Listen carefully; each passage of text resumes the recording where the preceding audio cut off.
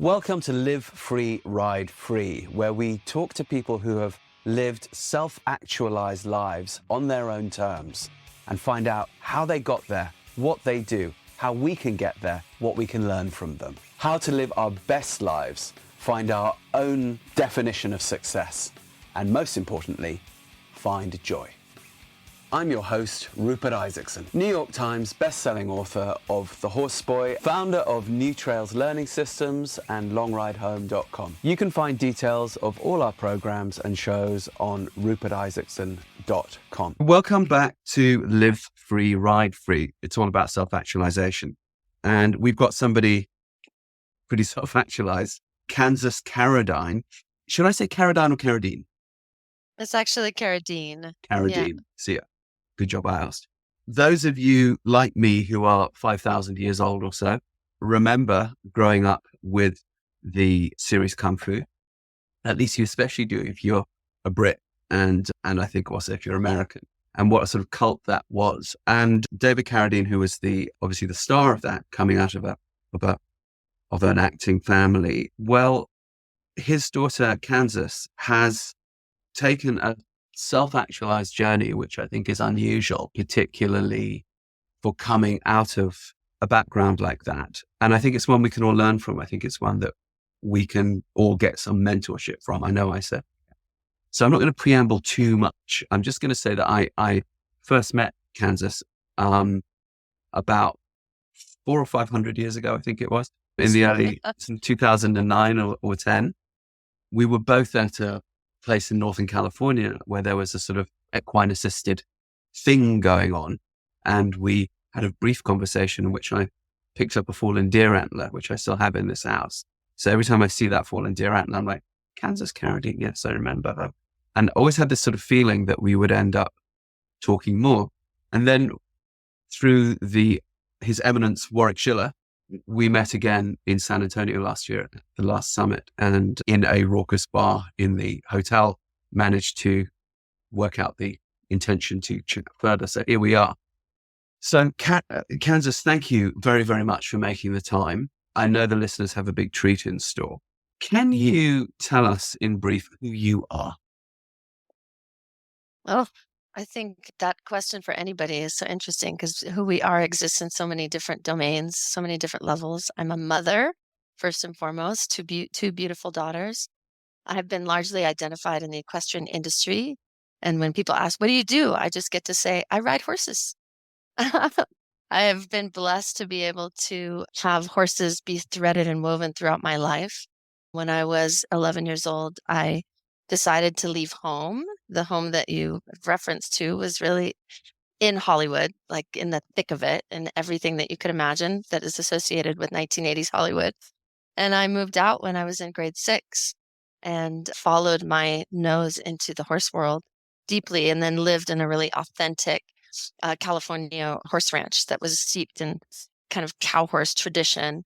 And the family that cared for that particular organization became my foster family. So I often refer to them as my cowboy family or my foster family because I stayed there until I was 18 years old. That's the Riata Ranch, correct? Correct. Yeah. Riata Ranch. Tell us about that. And you say grade 6, for those of us who are Brits and Europeans and can't think in those terms. How old was that? I was 11. Okay. 11 years old. Yeah. And when you I made the negotiation. and I did. I really negotiated and I said, I'm going to go move into this horse ranch and I'm going to leave. And this is one of those blessings that comes, and we all have different experience in life that we could say are traumatic. And instead of that post-traumatic stress, it was really a post-traumatic growth that gave me the independence to move along and say, oh yeah, I can go move here and I can make that choice. And I moved in with a different family. I had already bounced around quite a bit. What made you think, oh my gosh, age 11, absolutely gut feeling, I can trust this family. I can make that sort of a effectively self-actualized decision at that age. What was going on with you that you felt you not only had that confidence, but also that discernment? Certainly. I mean, I think, again, there's so many answers to that. There is definitely a lot of intuition, and the intuition without thinking, without questioning, without insecurity and self-doubt that comes with kind of as we get older, we attach stories and we get a little bit more in our mind, and we hesitate. But intuitively, I had gone there for a 2-week horse camp. And initially, I had just fallen in love with the lifestyle, with the horses, with living and breathing and living on a ranch that is attractive enough to to grab any 11-year-old girl, I think, who has a passion for horses. And so to wake up, and we had probably 40 head of horses on the ranch at the time, over a dozen different trick riding horses, and just kind of a legacy. It was totally a dream world. I showed up in my breeches and hat and helmet, and the first thing that we did is put on swimsuits and ride the horses bareback through the river. And then spend all night in tennis shoes practicing to stand up on horses or run beside them and really feel that blend. And so anyway, it was all extremely alluring, but the decision to move in with them is that they had created what I would say a field of safety and security that was a reliable energetic imprint that I was attracted to, that stability. And truly what I was seeking at that time was just grounding and stability. And it was so wholesome. And to have foster parents who were basically a generation older, so they were really still connected to, we could say, the old ways. There was something in my soul that really felt drawn to that. And so I was following, again, something that's really beyond the mind, just this intuitive impulse. It's not every girl, though, who would have grown up in, as you say, 1980s Hollywood with all the sort of excess that one associates with that, who would necessarily have been able to tap into her intuition to that degree, even after, a 2-week magical camp. I guess what I'm fishing for is a lot of people say, I wish I was more in touch with my intuition. And obviously we know that children generally are. And then it's sort of, we told that we need to separate from it as we get older. But it doesn't sound like 1980s Hollywood is necessarily fantastic training ground for trusting one's intuition, or was it? And were your family actually a family that, despite all the Hollywoodness, actually taught you how to foster intuition to some degree? Or did it come from somewhere else? What do you think? I honestly think it came from somewhere else, something that had been cultivated deep, perhaps beyond this birth, without a doubt, because there was not a lot of interaction. I think growing up with artists who have a different assigning to heart and meaning, that being in the field is definitely something. So there was always music around, and there's always the desire to follow your heart in terms of being assigned with artistry. There was a certain amount of Eastern influences, as well as, my father was involved in some projects that worked with Indigenous people and Native American church and things like that. I didn't know that. Okay. Yeah, so that was around. The AIM, the original American Indian movement that was taking place in the 70s as well.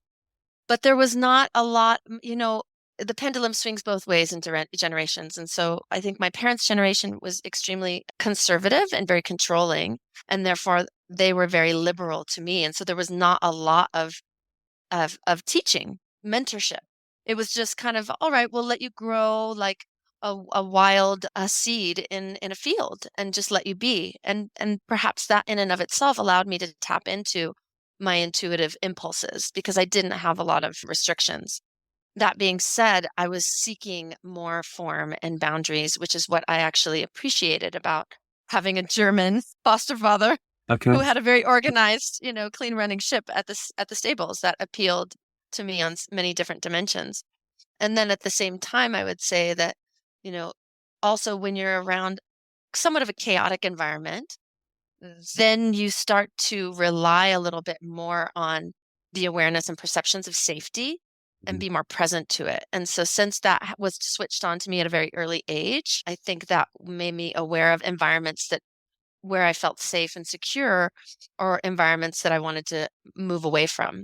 And so hence that riding stable, it was truly a sanctuary, and it had, again, the resonance of security and stability that I was attracted and drawn to. Do you have siblings, and did they display the same degree of precocious intuition, or was it just you? I was raised pretty much as an only child. So my siblings were quite a bit older and raised in different homes. So we didn't spend that much time together at all. and they're artists as well. And we have wonderful time together because we're quite iconoclast or magnet. We're not your average conservative type of people at all. My sister and my brother both are. We're all pretty eclectic, but not because we were under the same household. Okay. So you said that the couple that were running the Rialto Ranch at that time, that the male of the couple was German. What was a German doing running a trick riding ranch in California at that time? What That's was their story? How did that It's an arise? amazing story. And if I Okay. ever meet a screenwriter one day that can help me put it out, it's just fabulous. But he was actually from North Dakota and was raised on Will James' storytelling book. So the old Westerns, always wanted to be a cowboy. And at 12 years old, ended up hopping on a train thinking that he was going straight to Arizona, which is where Western life. And he ended up in Hollywood as the stable boy for Will Rogers, who was the Mm. biggest movie star at the time.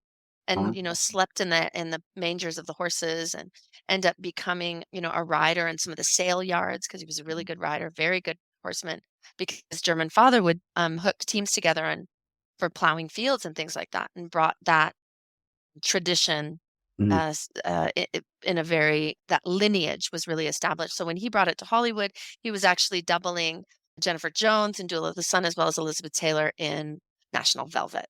And then he always wanted to be a cowboy, so he quit the Hollywood thing himself and ended up in this small town about 3 hours north. And he was a calf roper, but he had a car accident that quit his rodeo career. And because he couldn't find a way to basically pay the bills for his young family, somebody said, well, why don't you teach a couple lessons to my kids? And that 4 students in the first year grew into 100 students. And there was a thriving, it was just destiny created this crisis. And he became a mentor to I want to say over 3,000 students between the 50s, 60s, 70s. And then I joined at the end of the 80s. And where did the trick riding come from with this? He was always introducing lots of multidisciplinary masters to come in and teach the kids. Mhm. So there was a lot of reined cow horse and then, rodeo. And then somebody came who knew some trick riding. They did Rosenbach riding and Roman riding. And then the trick riding team became a demonstration team. And in the late 70s, it just got a lot of attention Yeah. until there was a pivot, and that became the exclusive offering in the 80s. And then currently today, that team still exists in a different incarnation, but it's still going. What's the name of the team now? It's still the Riata Ranch Cowboy Girls. And Okay. yeah, trick riding and trick roping. There's a famous old Hollywood cowboy named Monty Montana who brought ropes into the program. And so then we started doing the trick roping.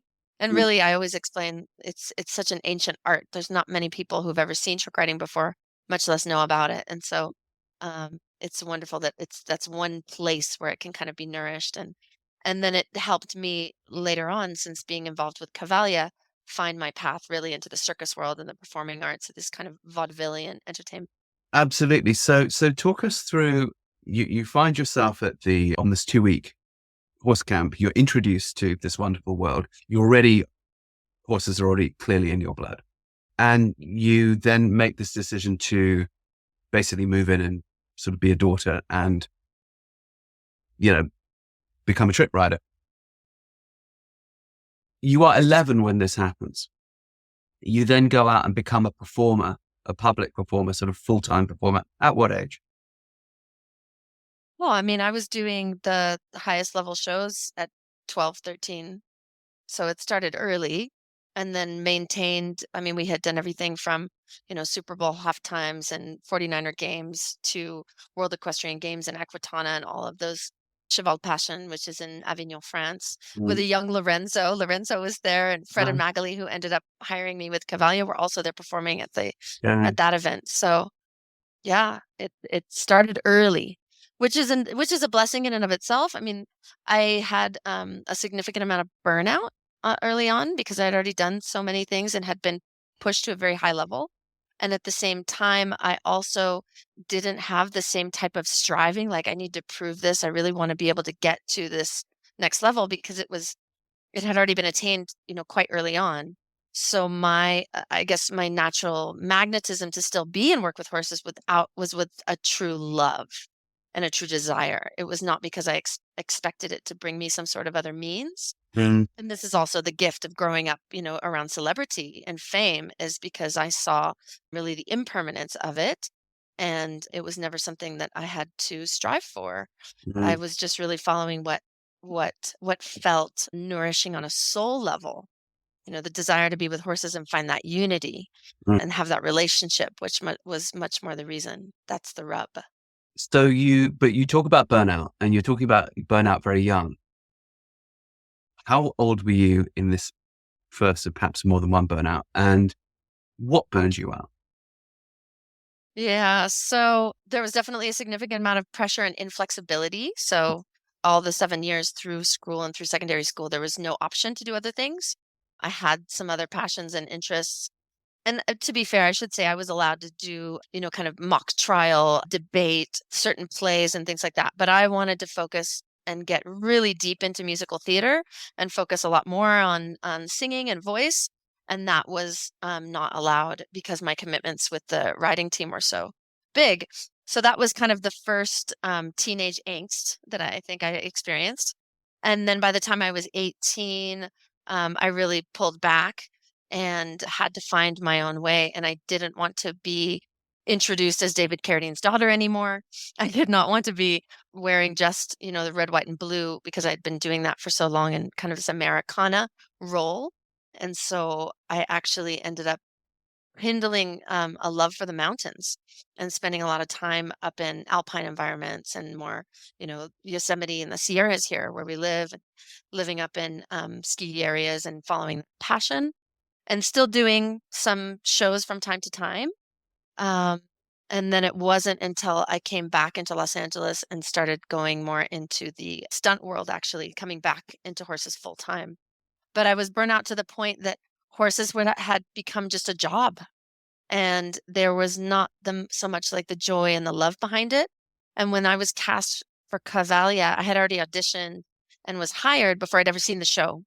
And the first time that I saw the show, I was just weeping and weeping and weeping because it was so beautiful, and I couldn't believe that I was a part of something that really was much more in alignment with my core values than being in rodeo. So I've never gone back. I appreciate my rodeo roots. I appreciate everything that it taught me, and I love a lot of things about Western culture, but I haven't done a rodeo since I was 18. What year were you hired at Cavalia? 2004. So it's been 20 years. Right. So, and I think that was the show that I saw. I saw it in Dallas that year.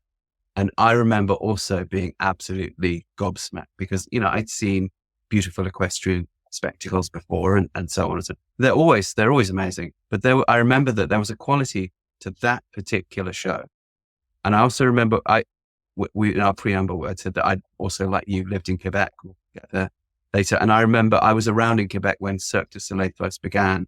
And I remember going to a few of the early shows and when it was still something very, very new and being blown away. And then when that connection came with horses, thinking, oh my gosh, this is that absolute nexus of art and passion and excellence. So it's interesting to me. What do you think was because that show had a particular, I didn't see any further Cavalia shows. I think I almost didn't want to because I felt that if it wasn't quite that magical again, it would disappoint me, and so I wanted to remain within, and I remember watching Frederic Pignon Magali taking liberty to a whole other thing that none of us had seen before.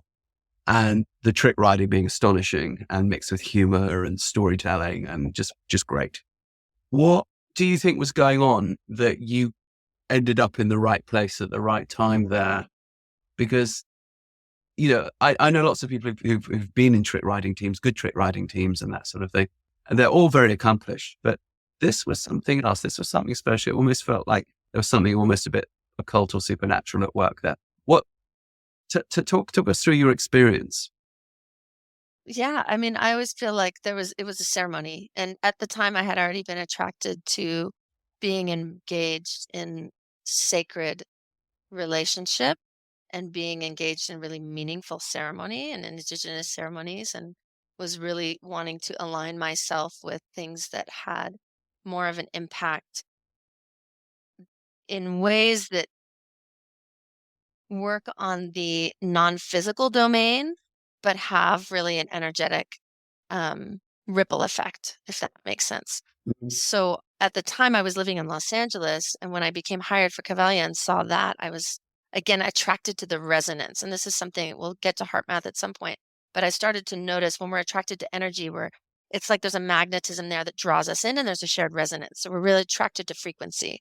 And the frequency that Fred and Magali, which you so authentically experienced on your own, there was a way that they had this respect with horses that at the time was not widely broadcast. It's not that it didn't exist. And I think I heard you speaking about, those who are living a self-actualized life that not necessarily are celebrities. Everybody is there undiscovered. There's some of the greatest, Warwick has said that before. There's some of the greatest horse trainers we don't know. They're in doing their Yeah, amazing they're busy mastery, doing their their work of stuff. art. Yeah. Exactly.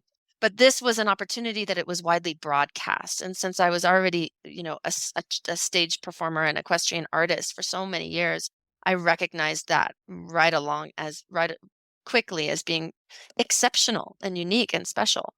And if you gather 2,000 people under that big top every night, which we would tease, it can make its own weather as it is. Like there's something about the geometry of that particular big top. Everywhere we went, that we would have the craziest storms. The Quebec City had a hurricane, which it never should have had. Sedona or Scottsdale was flooding. So there was something about the ceremony of 2,000 people coming in to witness love between, interspecies. In this case, it was equine and human. And the storytelling behind it was really touching in with that which is ancient. So there was something about the tracking internally that you feel on a soul level. There was no words, and the storytelling was very subtle. So it allowed you to go into this dream-like, almost shamanic kind of state. And it was the first time that people were truly witnessing compassion on stage at a large scale. Because what people would remark about, we didn't really have language for it then, but we were watching Fred Pignon and Magali be compassionate to the horses when they made quote unquote mistakes, because it was really feeling and flowing with, instead of following a hard line of, okay, this is how you execute, and this is the definition of success. So all of a sudden we stumbled upon this. It was like opening Pandora's box or opening Alice in Wonderland's, falling down the rabbit hole into a world that was really trying to strive for the ideals of compassion and right relationship before they were even becoming common in our language. You talk about ceremony and feeling a sense of that. Were you thinking in those terms at that age? And if so, 100%. where did you get that from?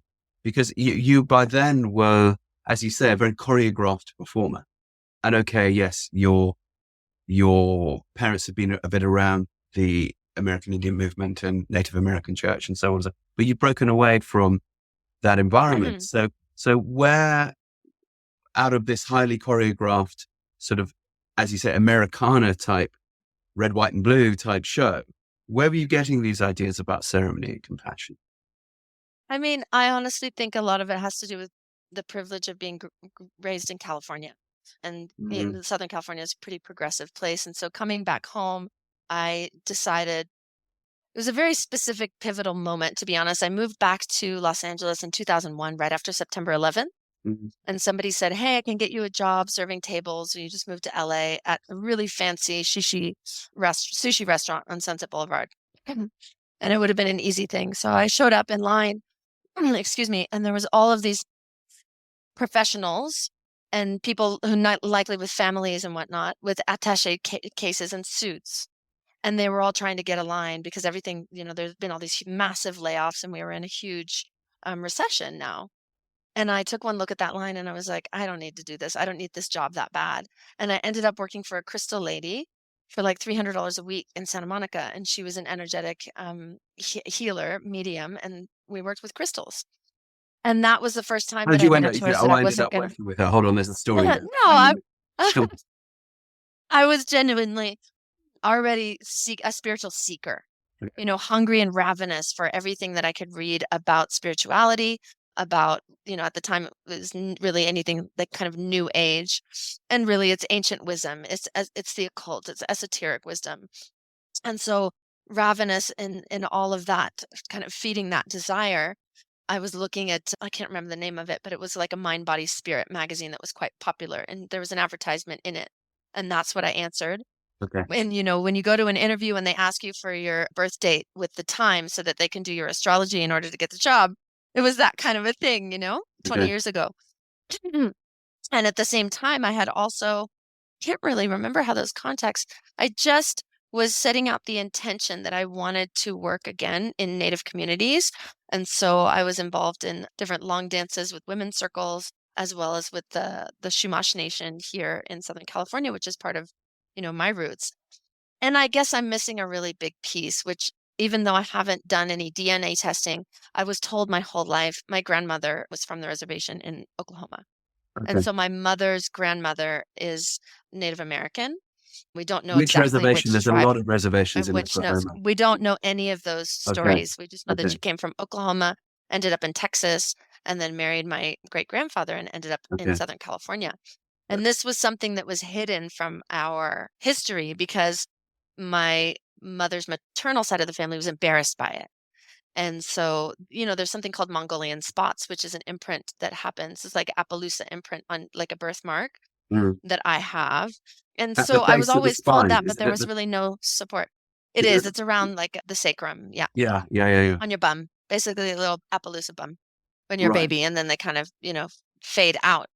So I had always been connected to that internally, not because there was a lot of external influence. And so I was seeking out to be a part of ceremony and had started doing, sweat lodges. And I ended up going to South Dakota and spending time with those that are actually outside of the reservation because they haven't signed the treaty in Lakota homes is different than, being on Pine Ridge. But had always wanted to give back in any sort of way, as well as learn to be more in alignment Was that with happening? Was that the natural happening world. during the same time that you were riding with the Riata Ranch, or was this in the interim It was period? correct. It was during the interim period. So So, you went right actively before out I looking came for to this stuff, Kivalia. right? Absolutely. Yeah.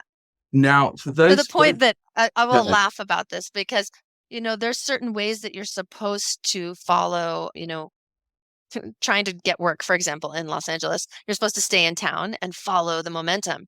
And I would maybe get a little breadcrumb and that would kind of sustain me for a while. And then I would leave town and then I would go to North Dakota and go spend time with Native people or, end up out my manager couldn't get a hold of me because I was checked out and hiking up in the wilderness somewhere. So I was not a very good actor. Right. Well, but hold on. Where we left you was in Santa Monica at a crystal shop, and now suddenly you've got a manager and you're doing some Hollywood jobs. So what happened there? You decided. Yeah, I mean, it all just kind of unfolded. I had moved down there to spend some time because there was a certain amount of encouragement to be a part of the family business and the family legacy. Mhm. And so I was, taking acting classes and was going Okay. out on some auditions. And my dad would tease, because I would book things. He's like, wow, you're batting 1,000. Everything you go out on, you've been booking. But my heart wasn't in it. And so This I was was straight always up trying. acting. Was this straight up acting, or was this also writing?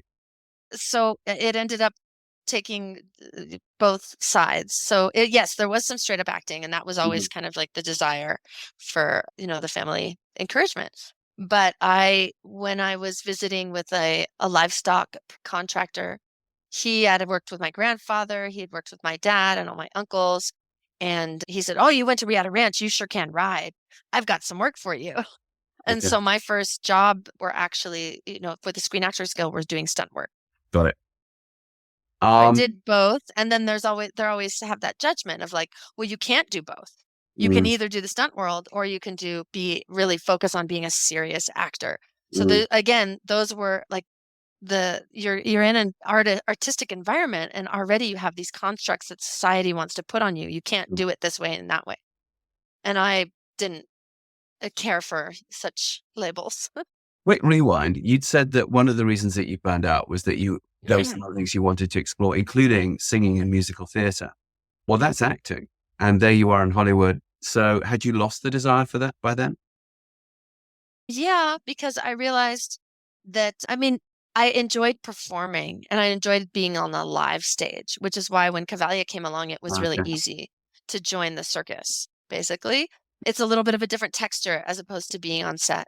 Mm. And so, and then there was a time when after I had been on the show for a while, for a few years or something, my dad gave me, when I teased one of those left-handed comments of, what you're doing is actually kind of cool. Gosh, thanks. After all these years. Yeah. Parental encouragement is an interesting thing. We've all got fun stories that way. I wanted to ask you though, you were reaching out also at this interim time before Cavalia. I want to get back to Cavalia in a minute, but you said you were going up to North Dakota, spending time with Lakota, going to spend time with the Shumashu. For those listeners who don't know, the Native American world, that's the tribe that is the most prevalent in the California that we think of as California. That's a strip that goes up from Los Angeles north. But what a lot of listeners might not know, particularly listeners from the UK and so forth, is that that's not an easy world to penetrate. I've spent various bits of my life in and around bits of Native America as well. And it's not necessarily a very inclusive world because of, the history and the trauma and so on. And particularly the Lakota and particularly the Shumash. I just happened to know that. How did you, what was different for you that you could penetrate those worlds so easily? Because it's not easy. It's true. I think what's coming to my mind first and foremost is the value that my mentors from Riata Ranch being more traditional and teaching the value of silence and teaching the value of respect to elders and teaching the value of humility and deep listening and that sense of cultivated presence. All of those things that I showed up with, there's like an energetic key signature that allows, again, it's about establishing safety. Do we trust this person? Can their mind be quiet to receive information?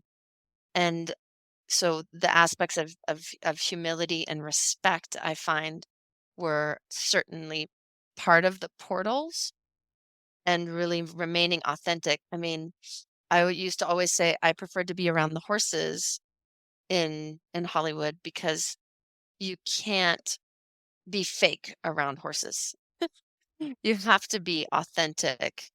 And there's obviously a lot of smoke and mirrors that take place with regards to the Westerns and Hollywood and things like that. An actor will show up and be like, yeah, I can ride. And very quickly it will be discovered that that was a lie. But by and large, the horses were teaching me about being authentic and carrying that authenticity with me. It's not something that you can, it's a palpable For sure. And I vibration. think within what you were doing with that level of trick riding, I grew up in Leicestershire, partly in the UK, which is the heavy fox hunting, team chasing, steeple chasing, point to point, cross country riding, where the fences are bananas and you can't see on the other side of them. And you just everyone's getting mangled around you all the time. And you have to trust your life to the horse. And you can't, as you say, show up inauthentically. And I think all the people I know who trick ride like that, it's the same, that the trust, it's insane. But the entry, I'm harping on this, the entry into the Native American world, that must have come through relationships. These things usually come through human relationships. Was there a particular mentor or set of mentors who helped you go in? And could you just talk a little bit about those relationships? Certainly.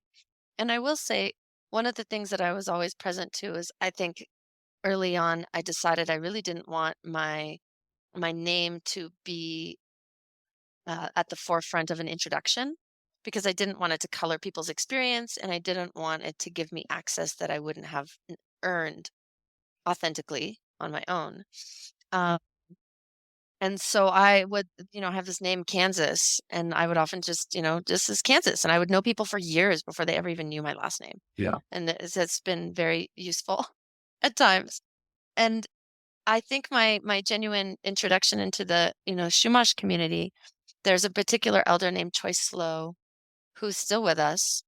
And I was honored to have his instruction, as well as there was a woman nearby as well named Red Branch, and then another from that tribe named Maiwo.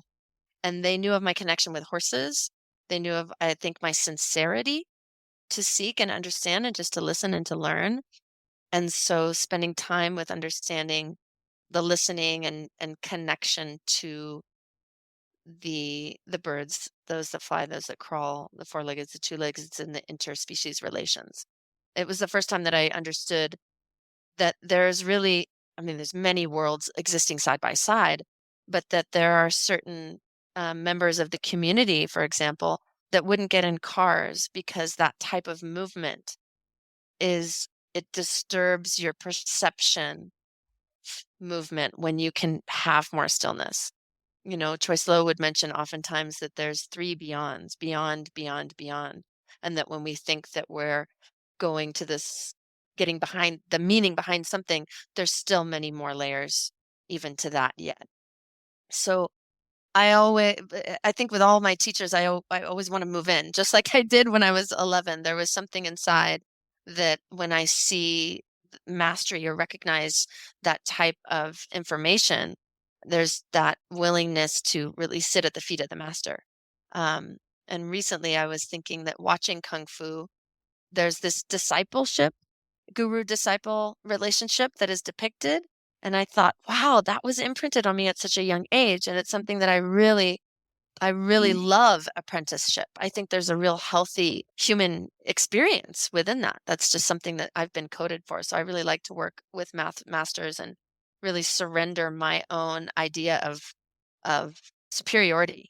Like, I don't know what I don't know. So please, there's been many opportunities where I could share something, but if I'm sharing, then I'm not able to receive. So go ahead. So you mentioned a master, a mentor, Choice Low, right? Choice Low, have I said it correctly? How did you meet him? And yeah, because you don't just waltz up and down Venice Beach running into Chumash elders. So what was the process? So he was living up in a small camp, I would say, up behind Ojai. And I was introduced to him by Maiwu, who's also Shumash. And it was at a time when I had decided I didn't want to be assigned to traditional holidays. So this was actually the time when Americans are having Thanksgiving. And I decided that I would rather be involved in something that was, meaningful. And I was invited to go up and spend time at this camp. And Choice Low was staying there, had been there for, I believe, many, weeks and months, even though the reservation is several miles away. It was distanced. And there was some efforts to be able to create another kind of community outside. If you know, within indigenous communities, there's pluses and minuses to functions happening in the reservation, right? And so oftentimes there's a necessity to have kind of a satellite location. And this other place, just the region, was really connected to the land, and it's very close to where I'm born. And so there was no other intention other than really just sitting and being in presence, and specifically the medicine, like understanding the animal medicine and the different clans is what I was really, I guess, being educated about. So it was talking a lot about the nature of each, we would call it like a totem animal, and how they send messages to each of the clans. And at the time, Choice Low was very connected to the birds. And now that I'm talking about it, I'm remembering there was discussion about like the phoenix birds, and my daughter's name is Phoenix. And I never really made the connection until now that we're talking, that he spoke a lot about phoenixes, and he spoke a lot about the regenerative nature of a lot of these birds and their spirits, that humans don't always see exactly what they're contributing to in the spirit world. But it's interesting now that I share that with you, that my daughter, her name, I really feel like I didn't choose the name. It just came through like, oh, her soul's name is Phoenix. And so, my mentorship was really brief, but the time with Choi, it ended up coming full circle because he actually performed, I would say, the last rites at my father's funeral. And so he came with some other members from the Chumash Nation, and they were there for the last moments when we were putting the earth onto my father's grave. Did your father know them? Did No, Okay. no, he never was introduced. I would have liked to, but it just didn't happen. But I asked them if they would do me the honor to Mm. be there. And many people came up afterward and said, thank you. That is what we needed for closure. That is what we really felt was the most meaningful moment of that particular ceremony. Is that So that area, the Ojai area, is that where you sort of grew up? no, I grew up in really the Santa Monica Mountains, so just a bit more south. Okay. So yeah, I was born in Santa Monica and then, around Hollywood and The reason I'm asking is, again, not every listener is coming out of the American context or, knows that geography. But again, so for those listeners who don't know, that there's a strip of coastal hills that goes up, the sort of California coastal hills, and they go from more or less just a bit north of Los Angeles up to behind San Francisco, and it's a particular landscape. So being a bit nomadic, I lived for a while in where Berkeley and Oakland meet. And so I fell in love with those hills. There is a magic to that landscape of these rounded, grassy, high hills, almost small mountains in some cases, which are green in one season and golden brown in another season, with these evergreen oak trees that snake up and then up the valleys. And it's something rather unique, but it goes on for sort of hundreds of miles of this strip. And so I just want listeners to picture in their mind that is where, and when you mentioned Ojai is probably one of the most beautiful bits of an already sort of universally beautiful landscape in this way.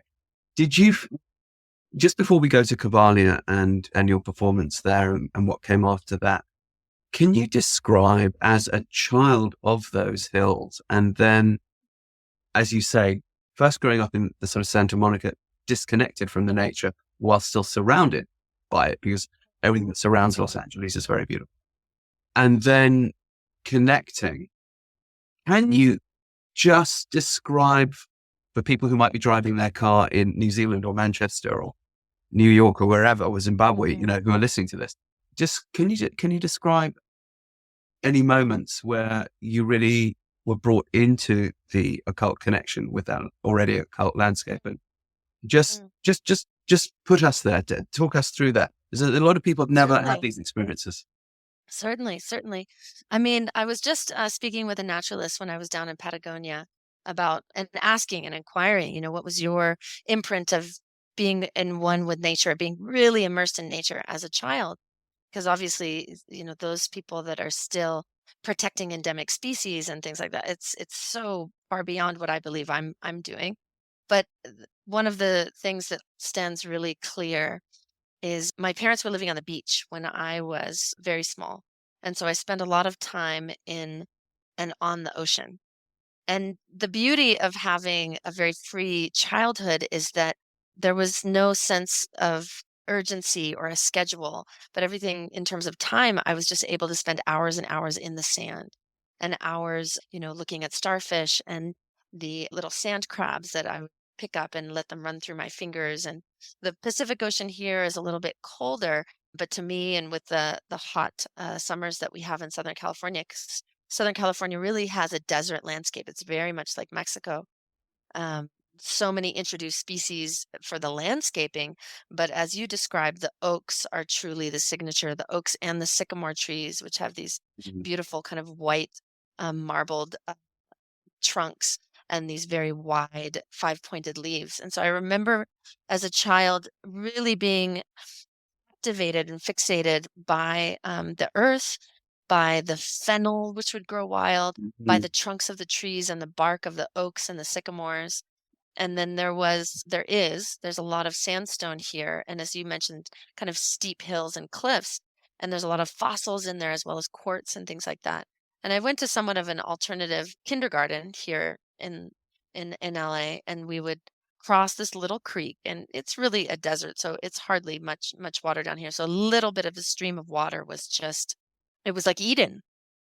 And it was something that anybody else would look at and not even take a second glance. But for a little child Mm, growing up in the desert, this little stream of water was just mm, so magical. And I would cross this little stream and I would go to the side and I would actually play with the quartz crystals and things like this.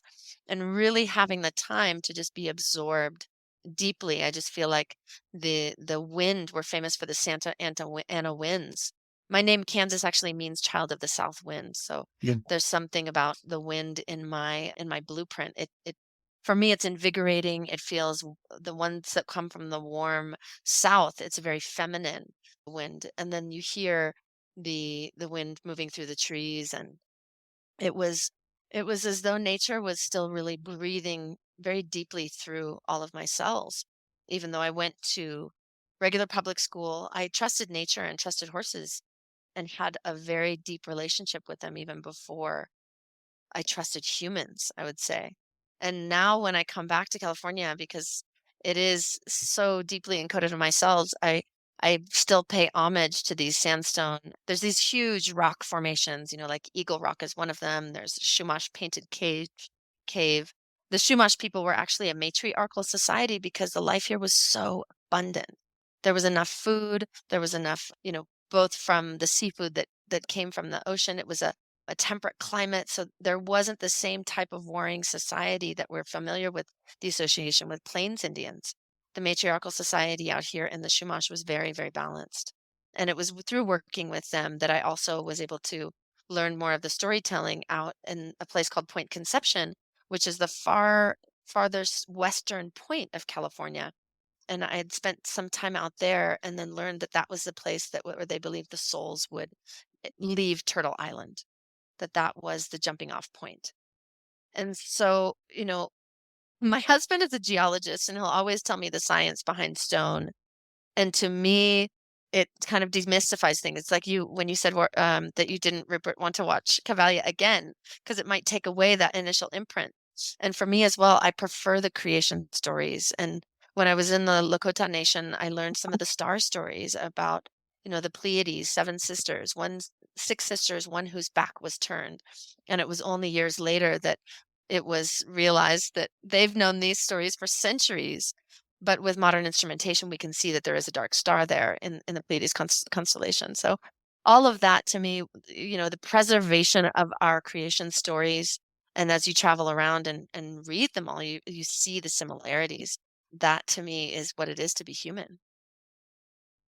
We're about to go into Cavalia, but there you are with the Shumash, and they're introducing you to bird medicine in these hills. Can you give us a moment, a story, an experience of being shown that medicine? Can you share something with us from that? Yeah, I mean, what's coming to mind is my personal struggle at that time is I really felt like I wanted to contribute more and I didn't know how. And I just wanted to contribute and be a servant to Mother Earth. And my life seemed so superficial and meaningless at the time. So th- those present knew that that was part of my heart's inquiry. And in just sitting and sharing, I think there was tobacco, but there was nothing else in terms of, plant medicine being offered.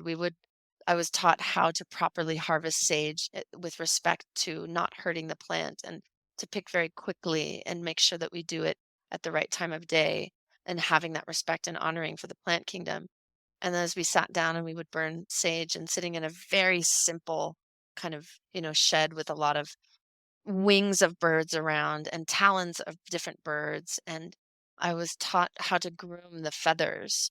So I was given an eagle feather and the care that you bring all of the part of the plumage back into alignment. Even now, anytime I find a feather, I'll always spend time, grooming it because the feather itself is an instrument for medicine to be able to clear the etheric field. And in this inquiry that I had, we had stayed up most of the night and then I was taken outside and shown, here is your answer. My answer was really, how can I be of service? And the sky had exploded. And this is just behind oh hi, but the sky had exploded into a sunrise that was so deep and pink and orange that it was, in my opinion, the pointing of you are always on the path, you can never be off the path. And to just surrender this idea of a particular right way of being of service, just to continue to show up and allow yourself to be open and flow with that. That's the language that I'm giving it to it now. But so much of our teachings and so much of that is experiential. It's really beyond language. And then very soon after is when I had the audition to go to Cavalia. And even though it seemed like I was chasing after a dangling carrot, there was something about being a part of that company, that cast, that really felt like it was on point and in alignment with a service-oriented mission. And although it was hard to let go of my connection to land and some of the alliances and relationships that I had made, I ended up dropping everything and never looking back and just putting myself fully into that next transition. It was like everything was being prepared to step me into that next transition that was definitely more public, and there was more rigor involved because I had a schedule and we had to show up 6 days a week and completely give over your entire life to that. Whereas before I was very, very free for those few years right before I became contractually involved with Cavalia. How did the audition happen for Cavalia? I was contacted by my colleague from Riata Ranch, and she said that she didn't have anybody else who was of age, and I was already over 18, so I could audition. Was I interested? And because the Riata Ranch is famous for having truck riders, Right. when Fred and Magali were in town, one of the first riders that they had had actually got injured. She broke her leg. They needed another girl. So they Okay. started asking around. And if you ask anybody in California where to find a truck rider, everybody's going to point you to Riata Ranch. And so I actually went up to Berkeley. If you spent time in the Bay Mm. Area, the Cavalia tent was set up there. We brought a saddle. I was introduced to a horse. I did a back bend, which is, for those who don't know, it's a full bridge on a horse running at full speed that I didn't know, which was nothing to me at the time. And I look back and I think that's kind of funny. And then some Cossack drags where you hang upside down and some vaults and things like this. And I met Fred and Magali Delgado, Fred Pignon and Magali Delgado, and we joked a bit because I had spent that time in Avignon as well for Cheval Passion, that we thought, oh, we had seen each other. We'd been performing in the same show. But then I went home and I didn't hear anything for a long time. And it was the longest 2 weeks of my life because I was still soul searching and still seeking meaning. And then when I got the call to join, it just started this waterfall effect of momentum that everything snowballed. And my life took a trajectory that everything else has been really governed by since then. Well, okay. So for those listeners who don't know what Cavalia was, and but who have seen perhaps equestrian spectacles, equestrian spectaculars. I live in Germany. We have one that travels every year it's now called Cavalluna. It used to be called Appassionata. It's fantastic. Appassionata. I know the people who put together some of the classical teams. It's wonderful. I hate to say it. It's not quite as wonderful as that first Cavalia show. There was some magic there. I want to ask you about that you said that there was an element of ceremony to it. You said that also that you felt there was an element of service. That wasn't, I have to say, apparent to me. When I saw the show, I just saw something that was art in its purest form. So that was very moving. So was the element of service just the bringing of joy, which that show definitely gets, or was there, was there some other element of service there?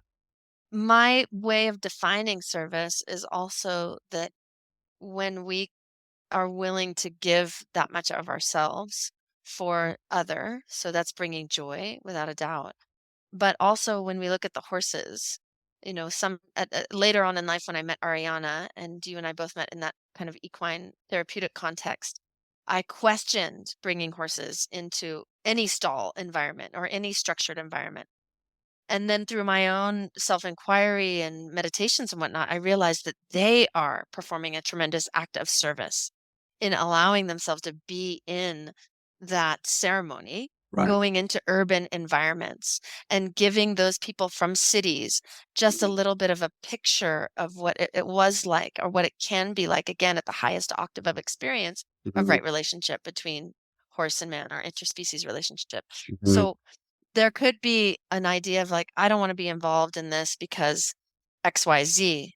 So you really have to be willing to surrender. Okay, I'm going to give my entire life because there's nothing else. When you show up at 8 in the morning and you finish near to midnight Yeah. every night, 6 days a week, and you're definitely not there for the money, and you're not there for even the glamour, because it's really part of a company, which is different than, it's like when you go to a Cirque du Soleil show, can you name anybody who was in it? Mhm. Yeah.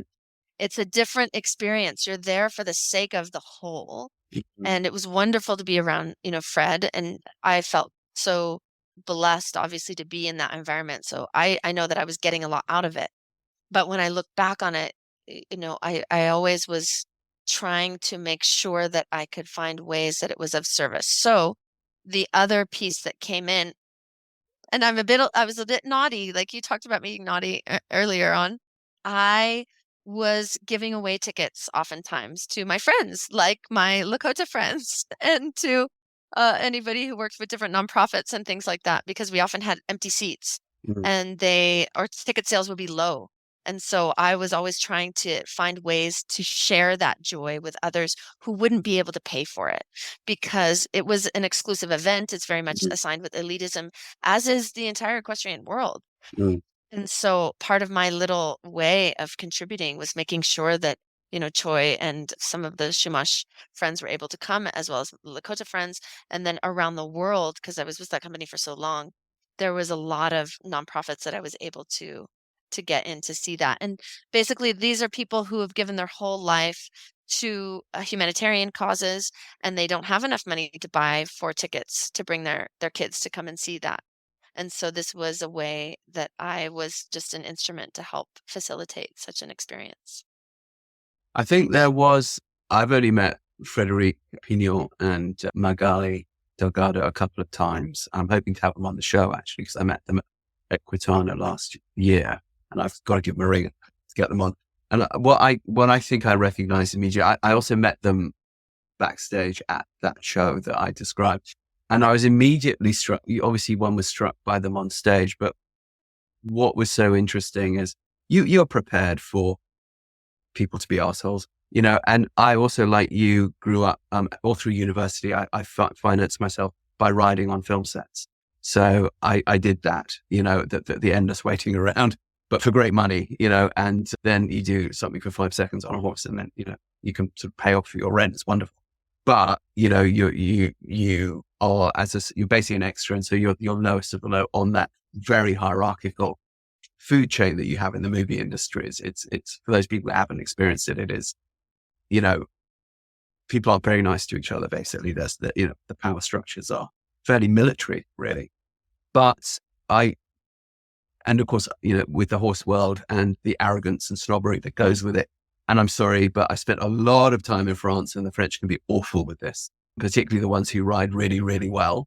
And as can the Germans, as can the Brits, as can the Americans, as can all of us, right? And I think all of us who've achieved a certain level of equestrian mastery in one field or another have gone through an arsehole phase. And I think those of us that don't admit it are lying, because it's a painful memory. And I think something has to bring you, because the problem with horses, I think, is they give you power. When you're on a horse or with a horse, you are bigger, faster, stronger, more beautiful, all of these things. And you can easily forget that this power is just being lent to you, and that really you're just a monkey, and as soon as you're off that horse, you go back to monkeydom. But, and all the mythology around horses is obviously about freedom, dream, empowerment, and so on. And so we know what power does to humans, and it's impossible not to get seduced by that to some degree. But what brings you out on the other side of it? And I think that was immediately apparent to me when I met Frederic Pignon and Magali, was that they had somehow managed to achieve this mastery without turning into assholes. And that when you met them, they just engaged with you in this very, very sweet and authentic and rather humble way. And I remember thinking, how did you get there at that stage in my life? Because I think at that stage of my life, I wasn't quite there. I was right at the beginning of my adventure with autism, just coming out of my adventure with human rights, my first adventure with human rights. And I was still struggling with these things. So what do you think was the special quality that those two brought? Where does it come from? Do you think it's just innate in them? Or is there some experience that they went through that I don't know about? Or, because you must have gone for the audition and gone, oh my gosh, these people are like unlike anyone else who seems to be out there at that end of the question. What's going on with this? What do you think it was? Certainly. I mean, I think the whole feel and the vibe of it was just so much more, like I said, compassionate in general. Mhm. And But back where did that then, compassion Fred come was from? very much ahead of his. I can't really pinpoint it. I don't Mm, know enough about Fred's background. I know that his exploration, you'll find it if you have him as a guest on the show, mm, but I know more about his exploration into liberty was truly living amongst and observing how the horses interacted with each other. And so when mm, he is on stage, even though he's the trainer, he's really another stallion with his stallions. And he just embodies that in his play. And the vibe that we had around the company is everybody truly felt privileged to be there. Everybody was so specialized in their own sector of mastery. There was definitely a huge amount of ego and insecurities that would come up because everybody wants to retain their position. And at the same time, nobody was there to compete with Fred. Nobody was there to compete with Magali. Nobody was there to compete with those people who were, at the high level of their acrobatics or their Roman riding or their bareback riding. Because they had hired all specialists in their own mastery, there wasn't a lot of competition in the normal sense because we all did something so different. mm, And it arose a little bit in certain group ensembles and numbers like that. But ultimately, we were all respected because we had been in the industry and in the performance world for a really long time. And so Fred and Magali gave that respect. And of course, we had it in tenfold for them. And they respected the horses in such a way. And I think that mm, that created, they respected the stable hands and who the grooms were going to mm, be. They mm, really took consideration to make sure that the people that they hired to be around the horses mm, were also of a certain, we could say, compassionate nature. They had a certain character about them that was desirable. And so when there's that much attention to detail to really create the entire staff and environment, it really makes a difference. And it's true. That particular first show was quite unique in that sense. There was a lot of the ideals were still, I would say, at the top of future creative collaborative efforts, but the same attention to detail was lacking when that captain of the ship mastery was no longer there. And it made sense. I mean, they spent a good 7 years on tour and then wanted to go back to France. Yeah. So how long did you spend with Cavalia in the end? I mean, I started in 2004 and I was in China in 2020 putting a show together that was supposed to open there. So I was with the company off and on for many years in many different incarnations, whether as I was hired originally as an artist, and then I had a contract buying and training the trick riding and Roman riding horses for the show. Mm, And then I would come in and out kind of as a backup. So if somebody got injured and then they'd call me in and I would be a replacement. And then I would help adopt horses. I was involved with shipping horses overseas from a California operation. But by and large, it spanned 15 years.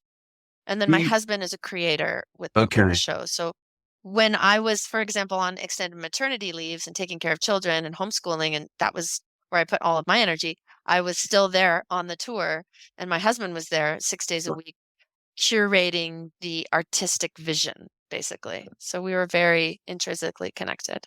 And your kids, I presume, grew up with that as a background. They did. And the first time that I left tour was because they weren't learning how to ride. And I was like, my kids don't know how to ride, and here I am on this horse show.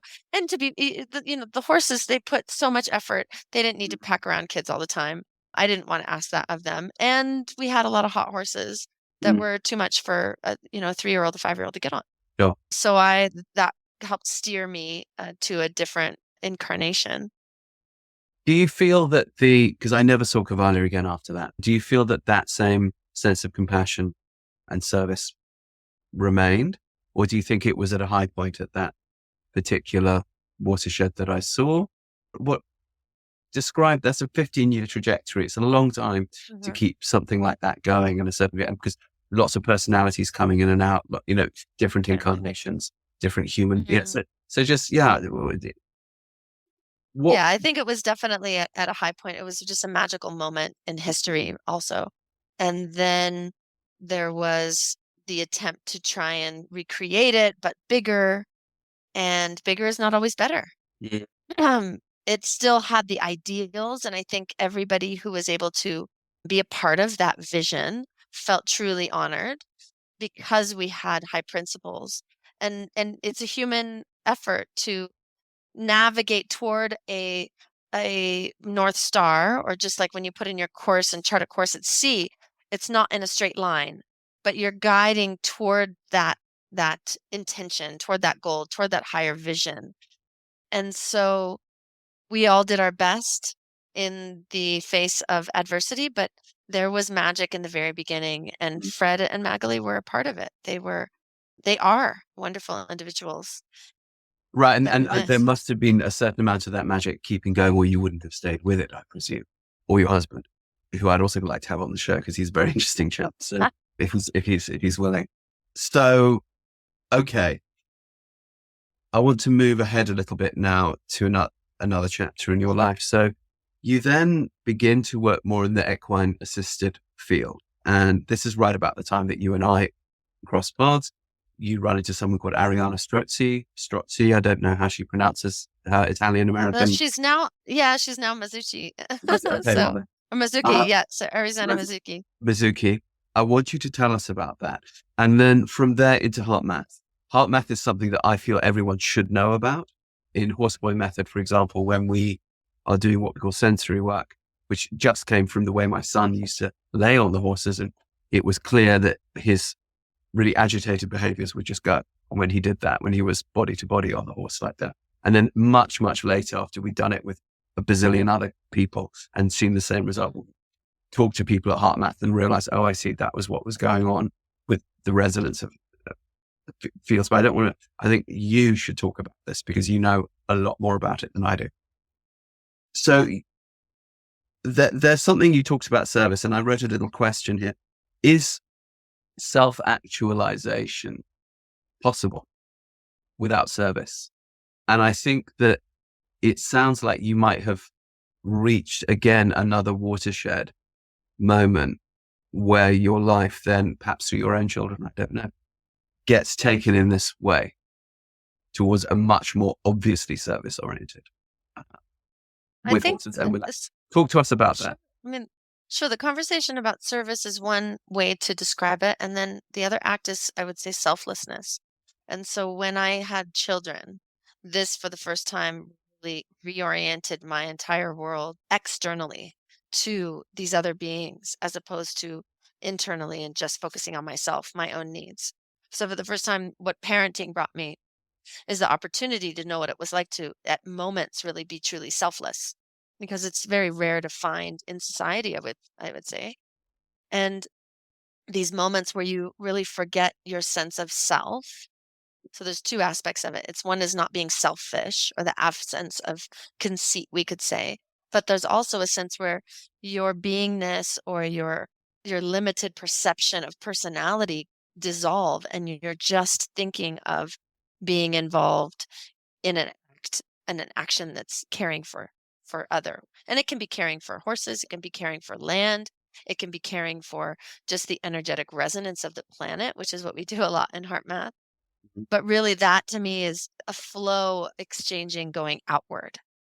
And I find that in my personal human journey, there has been one layer of it, or one avenue that has become more established, or perhaps like I'm looking at it as like the limbs of a tree, and one branch comes off and then it becomes really strong, and that bough can support a lot more fruit. And then there's another branch that also becomes strong, and then that bough can also in turn support fruit that nourishes.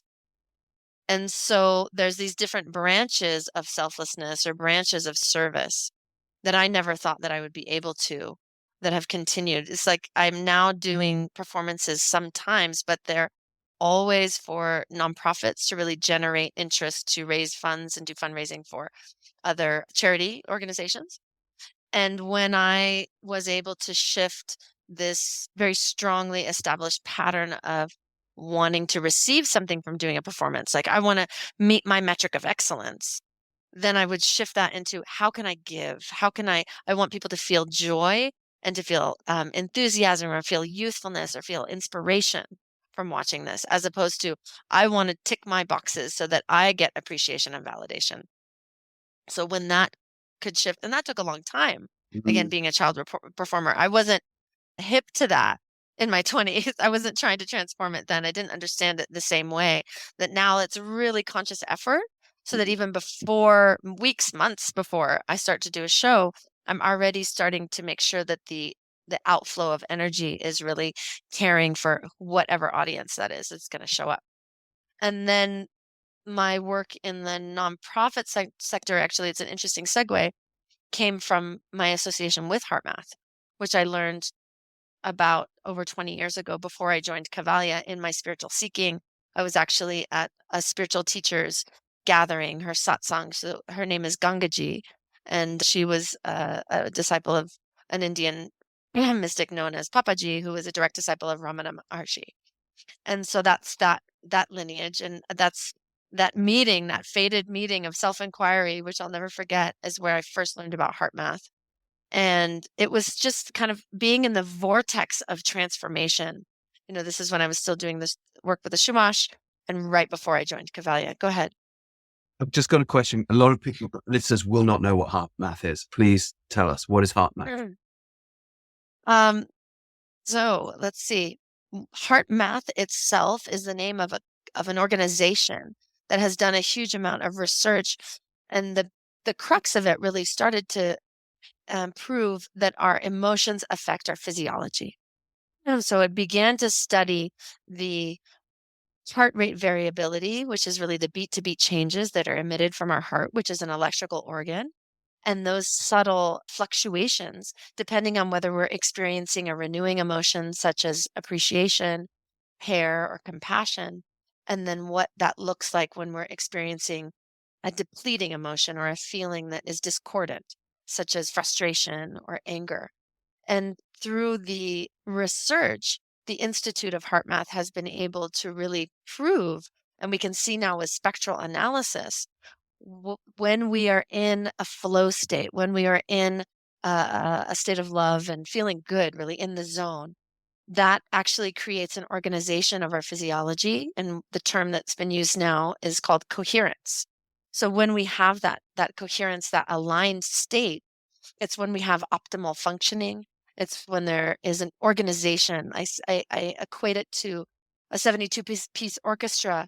It's the conductor that really maintains the harmony and can modulate with those allegro moments where you increase your speed or your timing or your rhythm, as well as those moments that are appropriate and dynamic to be able to come into a quiet state. So this is a symbolism for really a healthy nervous system that can both increase and be alert and respond to the needs at hand, and then be able to down regulate. And when there's no threat, no perceived threat, and when things are calm, your nervous system can go into a state of rest and digest, or really that expanded state of awareness itself. So the research that has come out of the Institute of Heart Math has been often referenced by equine therapy programs, as well as other, we could say, kind of quantum healing modalities throughout the world, because it's starting to prove what intuitively we already knew, is that there's a quantum field that we're all connected to. We're all broadcasting and we're all receiving at the same time. So then when we can start to turn the dial manually and really have a manual transmission on our own nervous system, we can start to decide how we are showing up in the world, really what we want to resonate, what frequency we really want to be aligned with. And that's through the discovery of the last 2 decades, what I've been more focused on. And now I see it as the foundational practice in horsemanship, because once we can attune ourselves, then we can really clear out any of the debris that might be in the way of communication. And so to have that clear dialogue is what helps eliminate confusion. And then we have those experiences of harmony, both with our human to human relationships as well as our human to animal relationships. And the inquiry, heart math was very much a part of my life, already had been for 5 years before I started going into the equine therapy. So when I looked at the horse as healer modalities, because it is another shamanic experience, I saw the how heart math was so complementary, but I didn't really know how to merge at the time. I didn't really know how to give it language. And I realize now that it's kind of been one of the ways to really prove with science what's going on when we get in the energetic field with the heart, with the horse. So your heart and my heart are both producing a field that's measurable at least 3 to 5 feet. Secretariat's heart was 21 pounds. Sure. So the field that is created and generated by the horses is so much greater. And when we step into that, we can have what's called an entrainment. And there's that co-regulation and the synchronization together. And that's the beauty of being able to know now why we had so intimately been connected with horse medicine is really what it is, Mm. why it's working. And I don't really care why, but it is kind of fun to be able to give language to it now. I would trust it anyway Sure. because But it's good to be able to beyond. explain it. That's it. Because when one's working with programs, and I go through, before we started working with neuroscientists and who started looking at what we were doing with horsepower method and movement method, we were always getting those questions of basically people coming along saying, well, tell me why this doesn't suck. And you're like, well, it's really good for you. But then as soon as the neuroscientists started backing us, they're like, well, blah, blah, blah, blah, and blah. And that sort of ended that nicely, that why doesn't it suck conversation. You could get onto more interesting conversations. So I think that's, one of the great benefits of heart math. Just for listeners, heart math is not an equestrian thing, but a lot of equestrian people end up attracted to it because when you're talking about the electromagnetic fields of hearts, we all know that we feel really good around those great big hearts that are pumping in horses. Why wouldn't we? But it goes further than that towards other electromagnetic resonances, like trees, like other people, like just about everything else on the planet that's putting out energy, which is everything. Exactly. The outreach of the Institute has gone to encompass all of that as well, Right. Rupert, because in the study, when we look at coherence and how we affect each other, there's another, our branch of the Institute of Heart Math called the Global Coherence Initiative. And now it's really studying our impact as a collective, as well as the impact of trees and on nature and what meditators can do in different clusters when we're sending care to a specific situation and how that is reflected in the Earth's harmonics. There's just not enough, I would say, data or instrumentation yet. We're just starting to gather all of it to really show and prove, yes, your energy makes a difference. And yes, the collective energy can also have a huge impact. And so this is a really empowering aspect because I think a lot of people, and I certainly have felt this many times, we feel helpless, whether it's in the environmental care or whether it's working with humanitarian issues. But time and time again, and part of this is like the really gathering of stories that your impact, your heart, your coherent resonance is an act of service. Being able to maintain coherence is an act of service. Go ahead. So people are interested. Presumably then you're saying heart math is a place that you can go, whether physically or probably online these days, and get trained. What did they train you in? What do they train people in? Would you come out of it with heart math level 1 practitioner, level 5 practitioner? What does it look like? What did you do? What do people generally do? And then how did that take you into the equine assisted sort of horses medicine, equestrian therapy, equine therapy? So there's a couple different questions in there. I'll answer the latter first. So what drew me is synchronicities, as with everything. There's breadcrumbs in life. And a dear friend of mine had said, you should check out this person who's doing equine therapy work. You might find it interesting. Okay. And little did I know that Ariana Strozzi would become like family. There was just a soul family connection there. And as I mentioned earlier, I moved in and did the apprenticeship for some time. Now I had already been working with HeartMath and learning about it as my own personal tool for self-development and to deal with depression and anxiety. So as a younger person, I had more symptoms of depression. So you moved in with Ariana Strozzi. You felt her as, you started an apprenticeship with her. What apprenticeship did you start?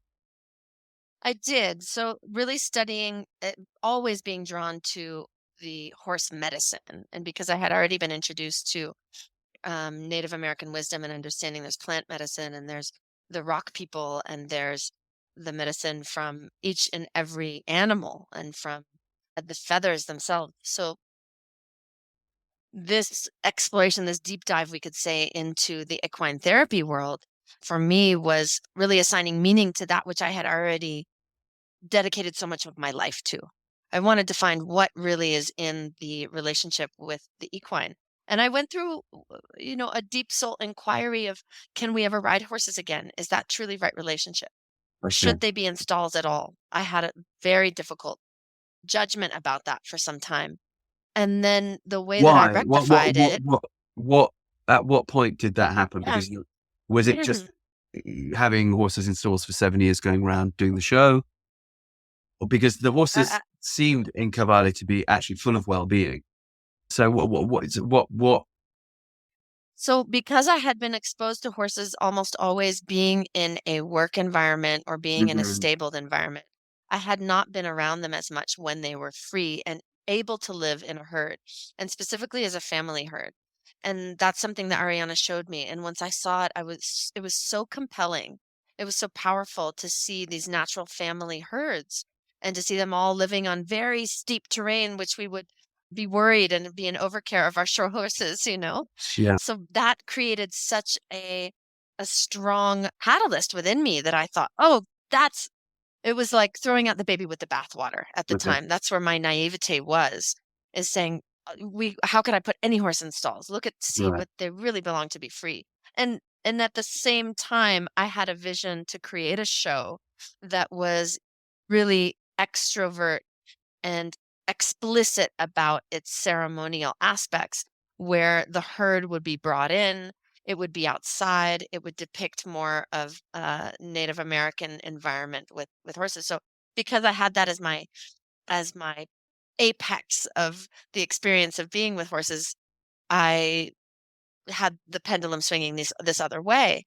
And then through inquiry and through understanding and through really deep journaling and inquiry with the horses, I saw their tremendous act of devotion and service to be, people will say, well, the horses don't have a choice.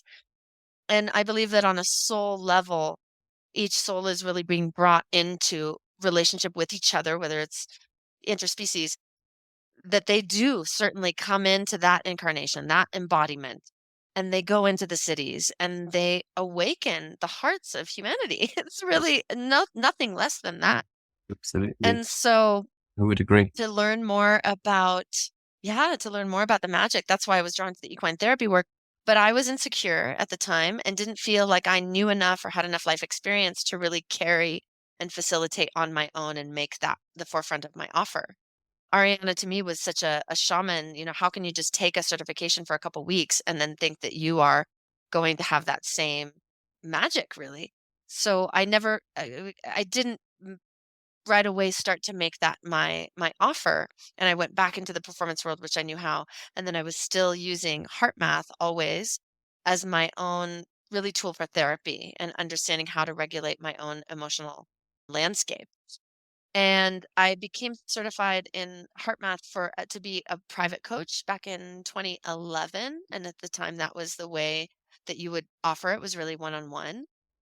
And I also didn't do anything with it at that time. So even though my life externally seemed like it was glamorous and I was confident and I can hang and be brave upside down on horses, I was still insecure and not confident to be what one might term as a spiritual guide or a coach for others.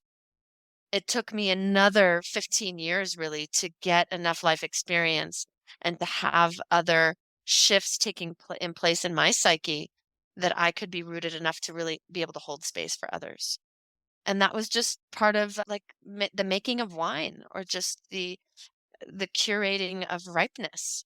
And there's Maturation. nothing to change about the maturation. Exactly. And so now, since COVID, I was again really forced into a pivot, and I became a HeartMath certified trainer, which basically means that you can teach tools, the techniques, and a lot of it has to start with a foundational practice that is breath work, and really understanding that when we actively set the intention to co-create with our heart and to breathe into the heart and chest area, then that right away begins to activate the neurons that exist within our hearts. And there's a facilitation that begins to create, again, that synchronization, that coherence. And then there's other tools that build upon that. And it's really focusing on how to start to perceive our own somatic perceptions or our somatic feelings, as well as being able to consciously direct our frequency and being aware of how we are broadcasting, what we are broadcasting. And then with that awareness, we discuss about how to make modulations or how to make attunements and shifts. Okay. You just said something there. You said neurons in your heart. I think a lot of listeners may be aware, but perhaps some are not. Just as a context for that, your gut, your heart, and your brain are all composed of neurons. It used to be thought that the neurons were just all the preserve of the brain. It's not true at all. And I just wanted to chuck that in there because if someone's listening to something like this for the first time, what? Hold on, neurons in the heart? Yes, indeed. Heart, brain. So you could argue it's all one brain or it's three brains or whatever, but that's why gut feelings, that's why heart feelings, that's why these things are, as valid as the intellect, if not more so. And the intellect without them is limited because it's not the full thing happening that the neurons can offer.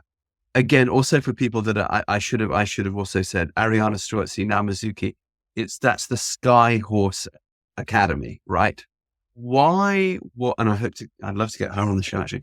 What is it about that? Because there's been a ton of equine assisted offerings. There's still a lot. It's a good thing. There ought to be. But what was it about that particular one that drew you? Mm-hmm. Absolutely. These questions that you ask, ultimately, I go a lot of intuition and synchronicity. So, it's being in the right place at the right time, doing the right thing with the right people for the right reasons. Sure. It's a lot of rights and alignments. And I didn't know until I got in there. It was just a feeling, right? I wrote a letter to Ariana. She invited me in.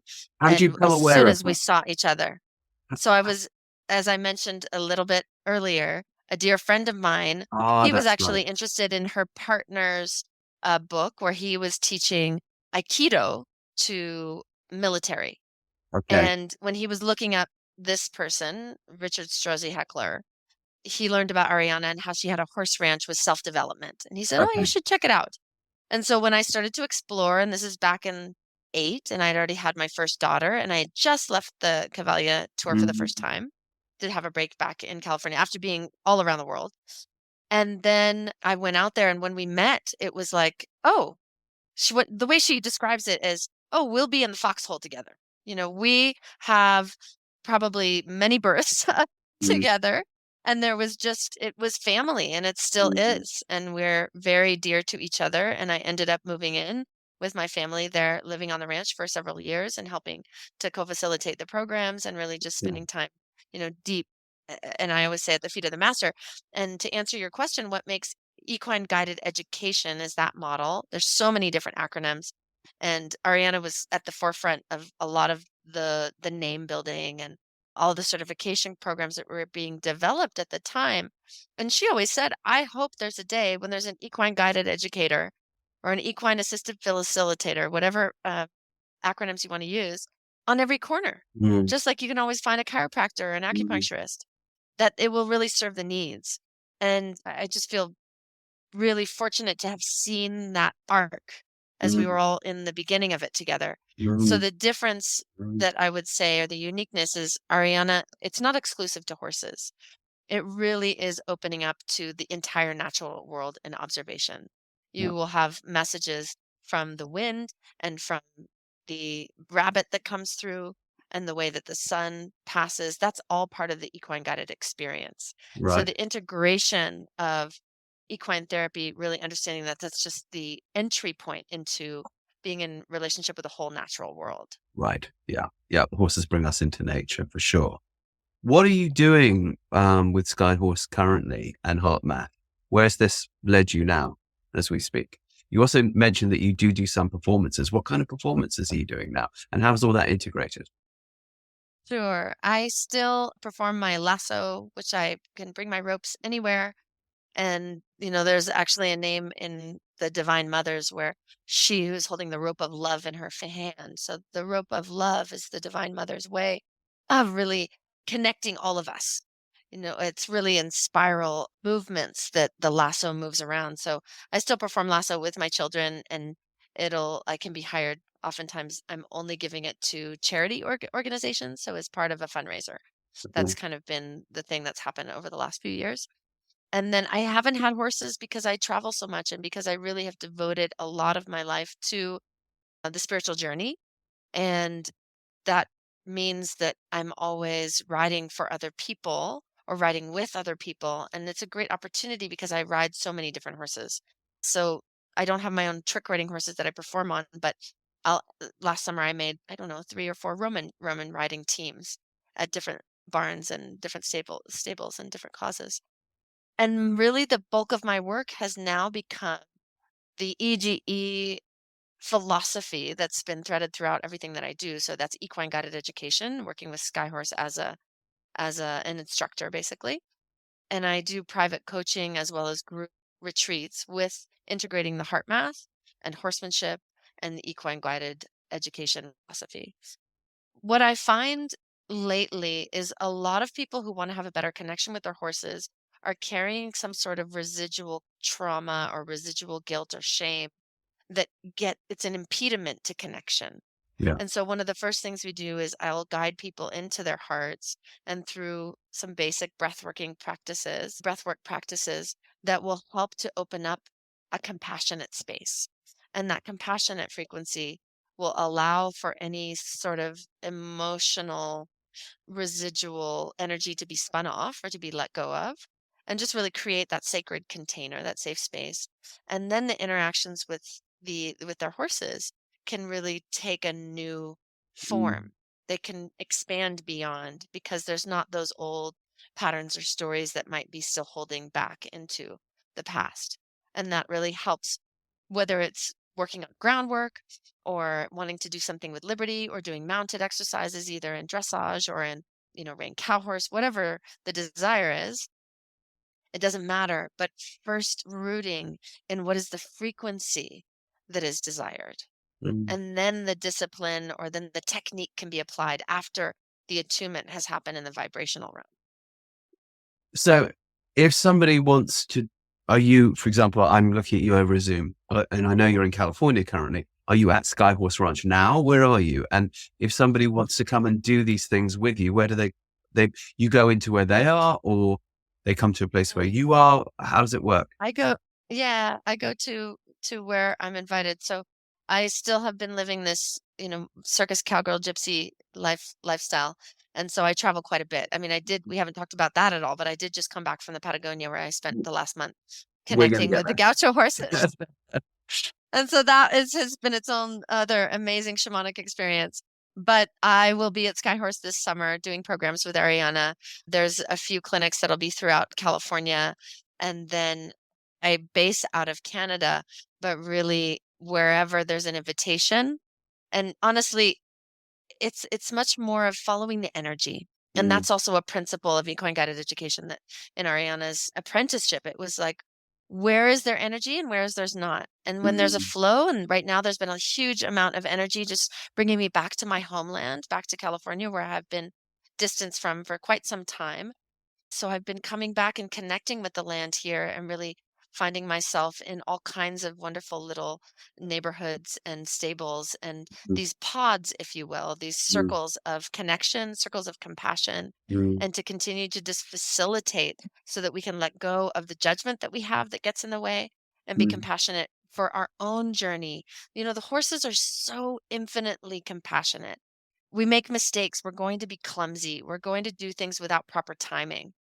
And oftentimes, just acknowledging that and allowing people to really rest in that compassionate latitude that's a huge healing in and of itself. And so my greatest joy Yeah. is to help facilitate those moments. Okay. So Patagonia and India. Patagonia in India. So Wow. last year, we all know, right, that we're at war, unfortunately. I'm sitting here in Germany, we're at war. And war is in Europe again. And it really is. I'm sitting, just 200 meters from where there's, I don't know, quite a bunch of Ukrainian families. And, we know what's going on. And you found yourself in India doing something rather extraordinary at this historic moment last year. Please talk to us about that. What did you do and why? How did you end up there?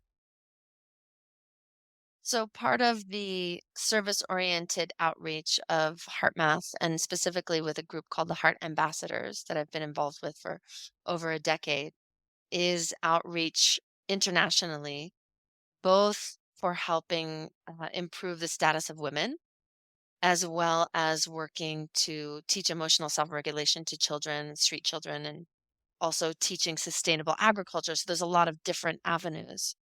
And all of those aspects, all of those projects really came together for an opportunity to discuss and to give back for the G20 that took place in India last year. So I went along as the delegate for the Fiera Foundation and for Heart Ambassadors. We presented along with my daughter, which was amazing because it was actually her inclination that that we went. I thought that she was going to be going with a different chaperone, and we couldn't find one, and so I ended up going along with her. So the first summit that we attended was integrated holistic health and teaching about HeartMath principles and how that can actually remove bias that is so present because a lot of the data that we have is also very gender biased. At the same time, being able to have integrated holistic health to be able to merge both Western and, Ayurvedic and other holistic principles is part of where the conversations were being steered in that particular summit.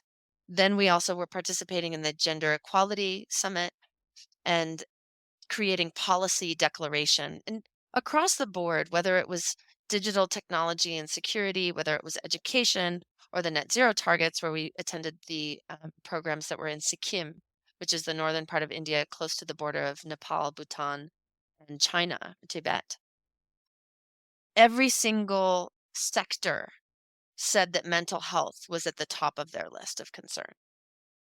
And one of the things that we were advocating for was the acknowledgement for emotional self-regulation, both at the highest levels in government organizations, as well as the being at the foundation for education in schools and employment.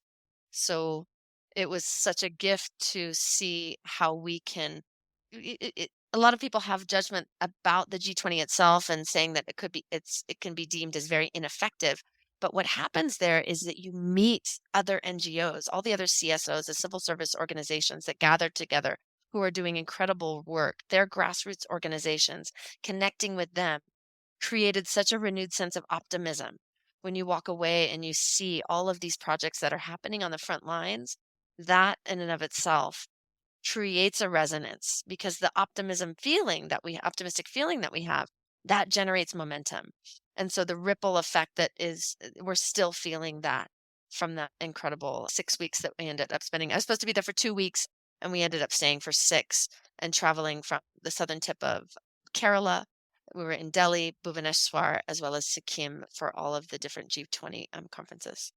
And in that time, is there a time when you then stand in front of Biden, Modi, Rishi Sunak and say, listen, chaps, got to tell you all about this HeartMath thing? Or is it more diffused than that? What's the structure of it? Well, the process is there's a very long bureaucratic process of creating policy declaration. Because just to give you an idea, when the G20 took the CS civil service organizations as part of the C20 branch of the G20. And so that took place in Indonesia in 2022. They had, I think, over 500 NGOs that came together for it. And that was inclusive of all of the different working groups. This year, just for the integrated holistic health in India, they had over 800. And there's 14 different working groups. So it's a massive amount of input and data and contributions and opinions that everybody is trying to collect and assemble. And my extreme, deep bow of respect goes to the organizers who were able to process. They didn't use AI to do this, but to really go and listen to the concerns, to the suggestions, to the policy declarations, to each and every individual who was there gathered at the table for the separate working groups. So we would gather and have forum, and each person might get just a minute to speak. And then we would be crafting policy declarations, and then it would be whittled down to another, say, 350 words. And then white papers could be added, so supported research papers could be added as an addendum. But ultimately, there was a whole policy declaration packet that was submitted to the G20 leaders in September after months of delegate input and then editing processes that were quite lengthy. And what did those leaders do with those policy declarations that you guys provided them? Did they use them as toilet paper? Did they roll joints with them? Did they actually read them? What did they do with them? Well, like I said, the end result, I think humans, we can get quite fixated on you have to make a policy, you have to make a change right now. We want to see this implemented immediately. And to me, the gathering of the group is really something to highlight and focus upon. They were given the policy packet recommendations, and then there was certain targets that they will implement. And so, for example, by 2025, it was, we could say, mandated that emotional self-regulation tools will be taught to all government agencies as well as schools in the G20 countries. Right? So that's one example. For example, the disability working group was bracketed underneath the gender equality. It was kind of sandwiched in there. And one of the changes that we were a part of is that needs to be its own separate working group in delegation. And so that was another win that came out of the 2023 conferences. And each time that everybody gathers, there's small incremental steps toward really what we all want to see. But the conversations that happen around it and the connections that are made, because ultimately it's the people on the ground that implement. So whether or not it comes from the heads of state, the people on the ground say, oh, this is what's working in my country. Oh, this is a great program. Let's emulate that. Okay, let's network on this. And then we start to really see that grow. And that movement creates, I would say, a larger waterfall of change than anything coming from the top down in policy. Right. And would you say that then the policy recommendations that are made, is it also a way of just sort of telegraphing to those leaders and of course the apparatuses around those leaders, which are, as you say, longer there than any elected official? You know, the State Department will be the State Department, no matter who the president is currently. The British Civil Service will be the British Civil Service, no matter who happens to be Prime Minister right now. Is it signaling to those policymakers, listen, this is where the zeitgeist is right now. This is where people want to go. So if you don't go this way, you're sort of going against history. If you go this way, you're going with the constituency and it's evolving this way. So we recommend that you do these things. Is it sort of like that? Certainly. I mean, I think like I said, with the fact that mental health came up at the top of the list for so many, this was an indisputable concern that really needed to be addressed. And so it has more gravity associated with that. It's brilliant. Okay. What was the name of the foundation again? Now, I know I'm playing devil's advocate, but I think people need to hear this. Sure. It's the Fiera Foundation, FYERA Foundation. And the Fiera Foundation has also been involved with the United Nations for quite some time and speaks on the Commission for the Status of why are you Women. involved in them? And it's a nonprofit that began by my mentor through HeartMath. And it started out, she was working, her name is Sheva Carr. And Sheva is another person that you could have on the show, is amazing.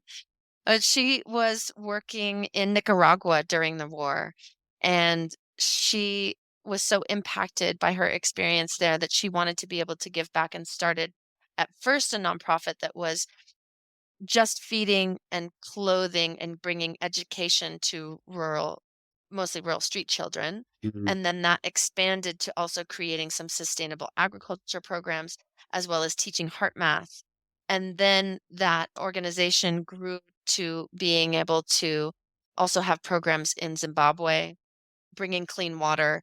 There's been teaching emotional self-regulation to refugees in different war-torn situations, as well as working on negotiations between Israel and Palestine. Mhm. There's an outreach that is in California, helping those who've been dealing with disaster from fires and things like that, and being displaced from climate emergencies, and teaching heart math as well. So if it makes sense to really bring in the actual tools of heart math, then that can come in. But ultimately, we've also learned that just having basic needs, then you can start to share and teach tools. So if the need at the time is really just providing basic sustenance or basic education or basic supplies so that they can go to school, then that's the needs that are met. So there's many different projects that the Fear Foundation has been involved in for quite some time. And the Fear Foundation was originally sending your daughter, and you were going along with chaperone, and they of course got involved. Correct. So Why were they she was sending your going to be a daughter? as a youth delegate.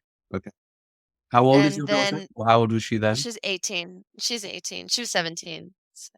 Yeah. So we ended up going together. I had been traveling so much at the time. I thought, oh, I can't. I had just gotten back into the country, been gone for 7 months, and I thought, I can't leave for India in 2 weeks. But I did, and I went for 6. So that's part of just really following my heart and being a, able and willing to be of service in that way. Okay. So now I happen to know that you and my great friend Warwickshire have been down more recently in Patagonia, and you've been doing a very fun and rather crazy adventure down there that people call the Gaucho Derby. Why? I know it's like a 500-mile ride through Patagonia, which of course anyone would want to do just for its own sake, because it's an awesome thing to do. Is it just a wealthy, horsey person's Mhm. fun month? There's something wrong with that. Or is it something else as well? What was going on with that? Why were you going down there and doing that thing?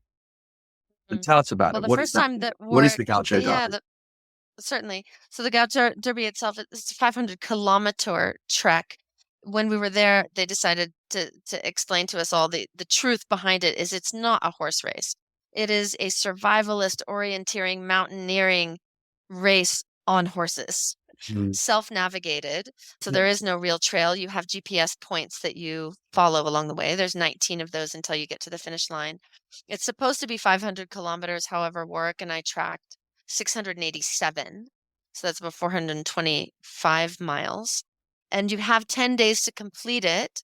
The leaders came in, I believe, at 8 days. We came in at 9, and then the rest came in at Are 10. you like It's hundreds not of riders strung out over the same landscape? What do you all start at different times? Are there's you in little teams? How's it go? we we all start off the start line at the same time. There's Okay. not hundreds of riders. From what I understand, there's a couple hundred applicants, but there's only about 40 riders. I think we had 30 from several different countries, and everybody converges and has 3 days of orientation that include intense medical briefings and understanding how to work the GPS, as well as being able to pack all of your equipment on your horses securely. That was definitely tested, especially within the first week or first few days of riding, as invariably saddle would turn, horses would go off, and gear would go everywhere. So arriving early to get all of that dialed in it was really useful. So the reason that I did it, Rupert, is Warwick had actually invited me or told me about it and said, "Hey, would you be interested in doing this?" About a year ago when Yeah. I ran into him at Equitana. And I thought immediately, I said, "No, I don't need to put myself in that either ego trip or kind of this race that just seems like an adventure thing. And I don't want to put myself in a situation where I could compromise my horse's welfare." That to me was a big red flag. Then a year passed. Like many of us, have been modulating, I think, in huge hinge points, and there's just a tremendous amount of growth taking place on the planet right now. And when I spoke with Warwick about it again, I thought, gosh, what an interesting. I learned more about the Derby. I learned more about Stevie Delahunt, who was his coach, who's been down there, and she's one of the event organizers.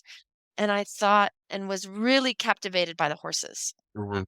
So he said that somebody dropped out last minute, and if I was interested, I could contact this other person. Basically, most people plan for a year or more, and I had about 6 weeks to get everything together. And I had to get really clear about why I was doing it. And number one was by far to connect with those horses.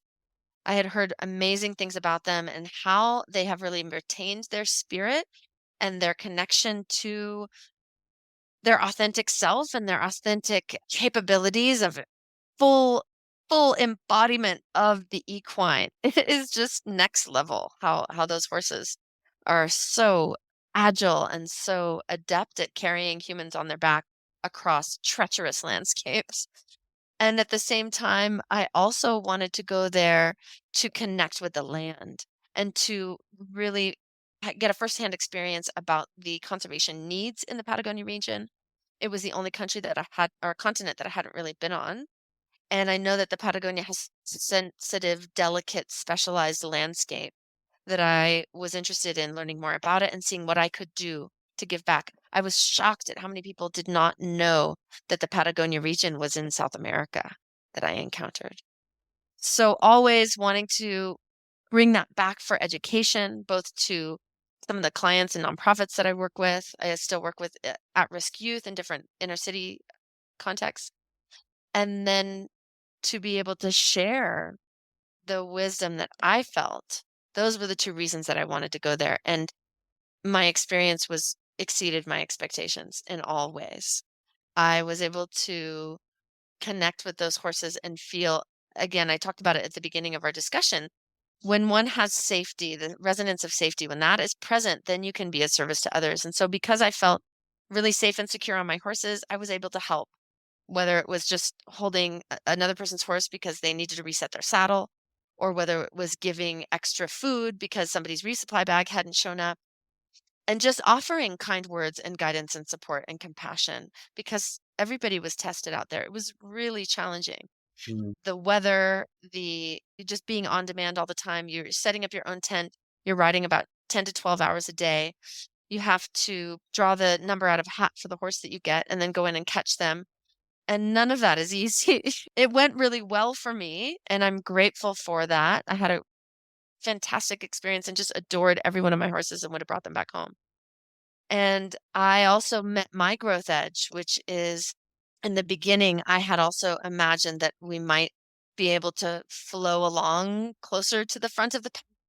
And right at the beginning, Warwick and I had decided that we would stay with each other. And on day two, he actually cut a horse out of a fence. And so that created a little bit of a delay as we were going into a vet check. So we were held back. And then he cut another horse out of a fence that got all four legs stuck into some wires. And I was teasing, oh, I'm just going to hang around with Warwick while he helps rescue horses. But he had a horse that came up lame. And so we went all the way back. And there was a certain amount of disappointment that I had to unpack because it sure would have been fun to be up there with some of our other friends. But as the universe would create the perfect situation, we had no idea that we actually were all going to meet because it was, one step forward, two steps back. You never know how it was going to happen and how people were going to reconvene. But there was definitely an elasticity to, who the leaders were and what the metric of success would be and could be. And as soon I felt really blessed that on day two, I had to shed that metric of success immediately. And so then it allowed me to just really be open and available the entire experience because success for me was being able to be present, being able to have that security and that connection with the horses and to stay safe and complete it while feeling good. And in that sense, it was extremely successful. And I adored all of those horses. And it was right good fun as well. I won't tell anyone about the fun bit. What's the element of service that you think you're going to, now you've had your eyes open to this part of the world? I know that I happen to know because I'm involved in the conservation world. So I happen to know that there are large scale conservation measures going on down there through, the company Patagonia, the clothing company, and the sorts of private philanthropists. But what element of service do you feel is your next chapter now? It's clearly you were drawn down there. What's next for you? Are you going to do something down there? Something interesting? Well, I would like to continue to educate, and so I would really be attracted to bringing groups down there Okay. so that they can see firsthand and learn and understand the vastness. It's really the undeveloped aspect of it.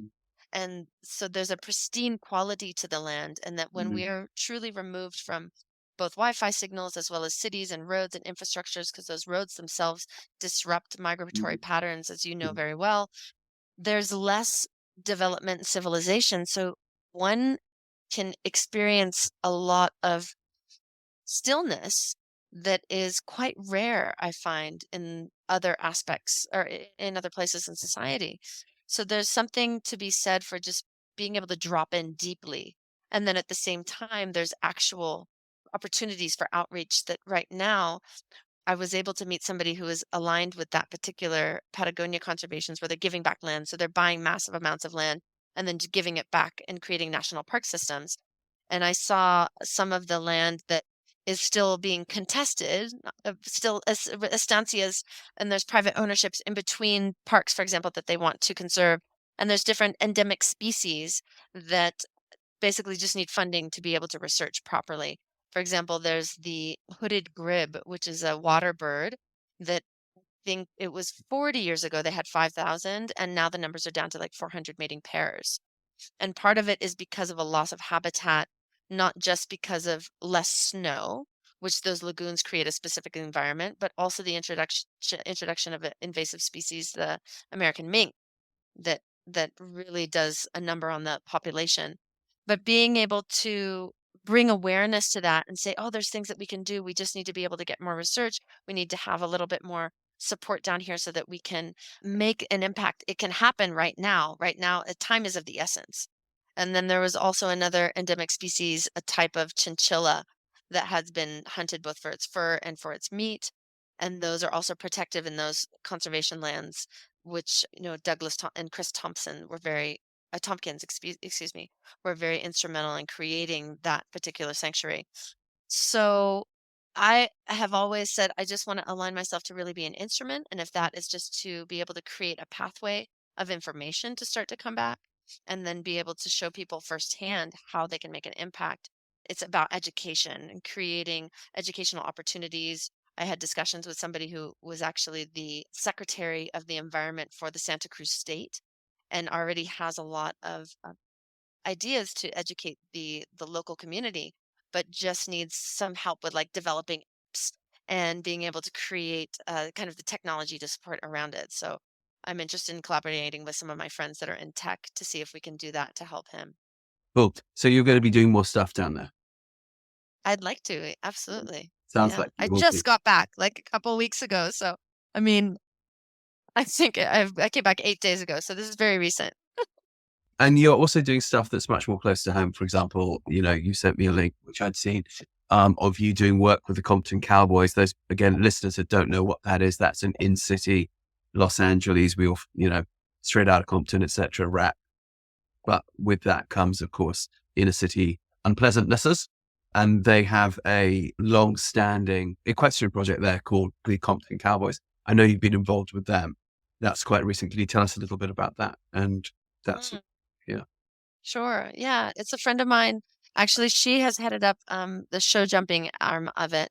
And so for the last 15 years, the children who's really put their time into the program and show a high level of commitment actually get it and the opportunity to compete in hunter jumper and show jumping at a very high level because of the endowment and the donations that have been given. Because ultimately, as you know, it's a very difficult sport to penetrate, even if you're a middle class. And right now, to be able to give that, it's an opportunity to not only create more diversity in it, but I think anybody can attest there's a huge amount of self mastery that one can learn also when being in partnership with a horse and that powerful and over fences and in a competitive environment. So what I've been able to do is spend some time with both the beginners down in Compton that are just learning the basics, just balance and handling and horsemanship and horse care, as well as those that are in the youth show jumping team, to help them understand about what their energy brings into the interaction with the horse, and to start to perceive again a wider view, a bigger picture, if you will, or a bird's eye view of how we relate to these species and how we can honor and respect and treat all of our interactions with them as sacred. This is really what I do every time I interact with anybody in regards to horses, is just help them remind and cultivate visceral experiences that they can remember to bring more sacredness into their interactions. It's interesting that that's where we started. I mean, when you were talking about, Cavalia would show up in the cities.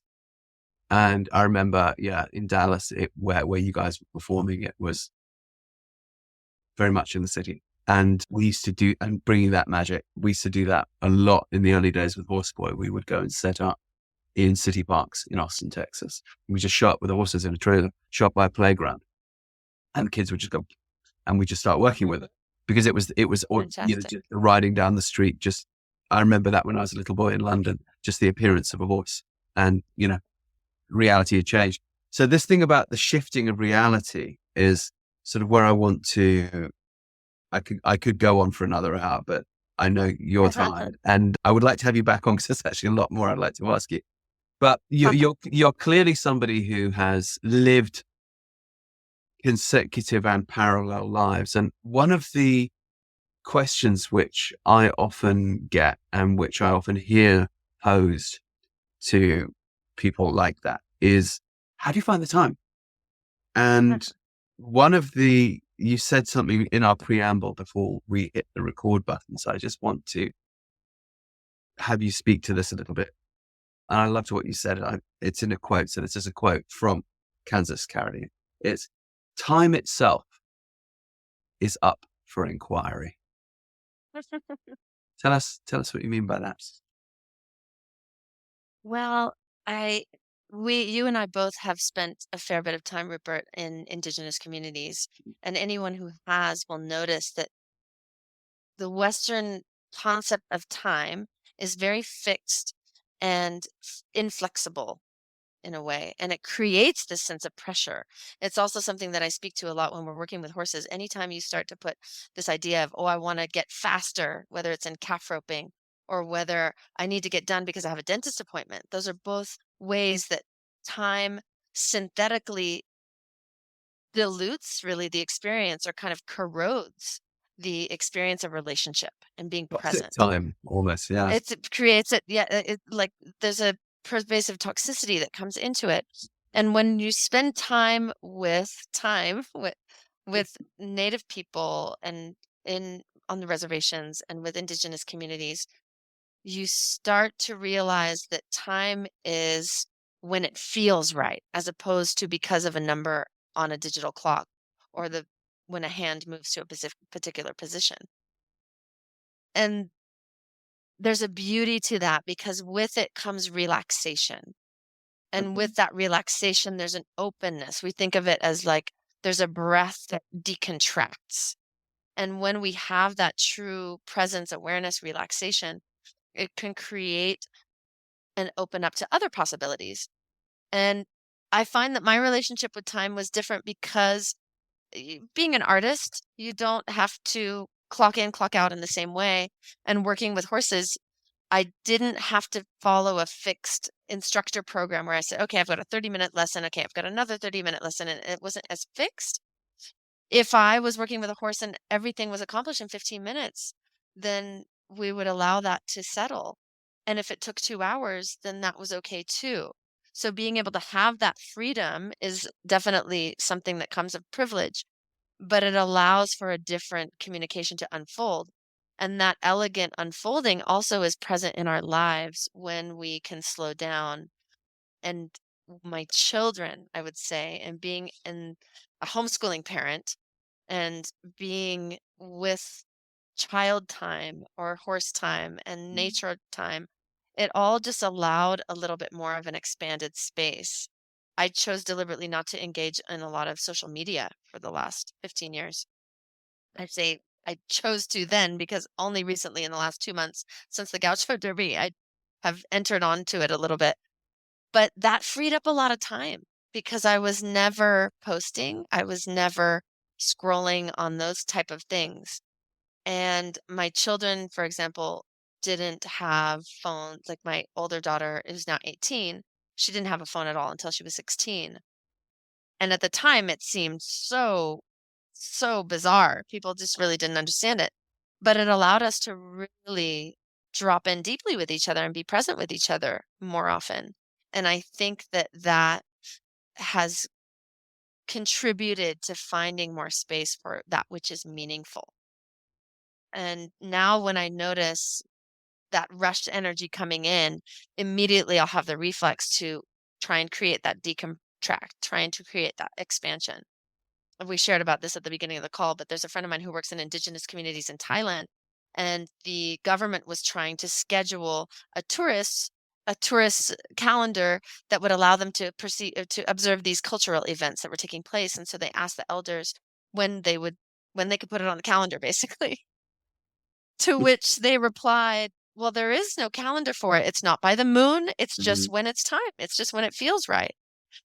And I mean, just imagine that for a moment. What would it be like to go through life and decide to bring a teaching forward, for example, when it feels right, not because the clock has ticked or because this is the next thing in the order of a very linear process? It would create a whole different experience. And so the more that we can find opportunities for going by feel as opposed to just going by, the intellect, the logic, or this time construct, it gives us at least a little bit of a balance. Because yes, we do need organization in life. It's not about, I mentioned earlier this term, throwing the baby out with the bathwater. It's about finding the blend, the both and. But Right. the inquiry of how can I have a different relationship with time? How can I recognize and befriend that idea of going with feel as opposed to the metric of measurement that is relative? Is it fair to say that one of the things you're effectively saying is, in order to create more time to do more things, you don't need to speed up, you need to slow down. I like that. That's going to be the quote for our call. Okay. Absolutely. Absolutely. And that's such a beautiful, it's just a beautiful statement for horses, because we have this opposing idea that we need to rush in and save something.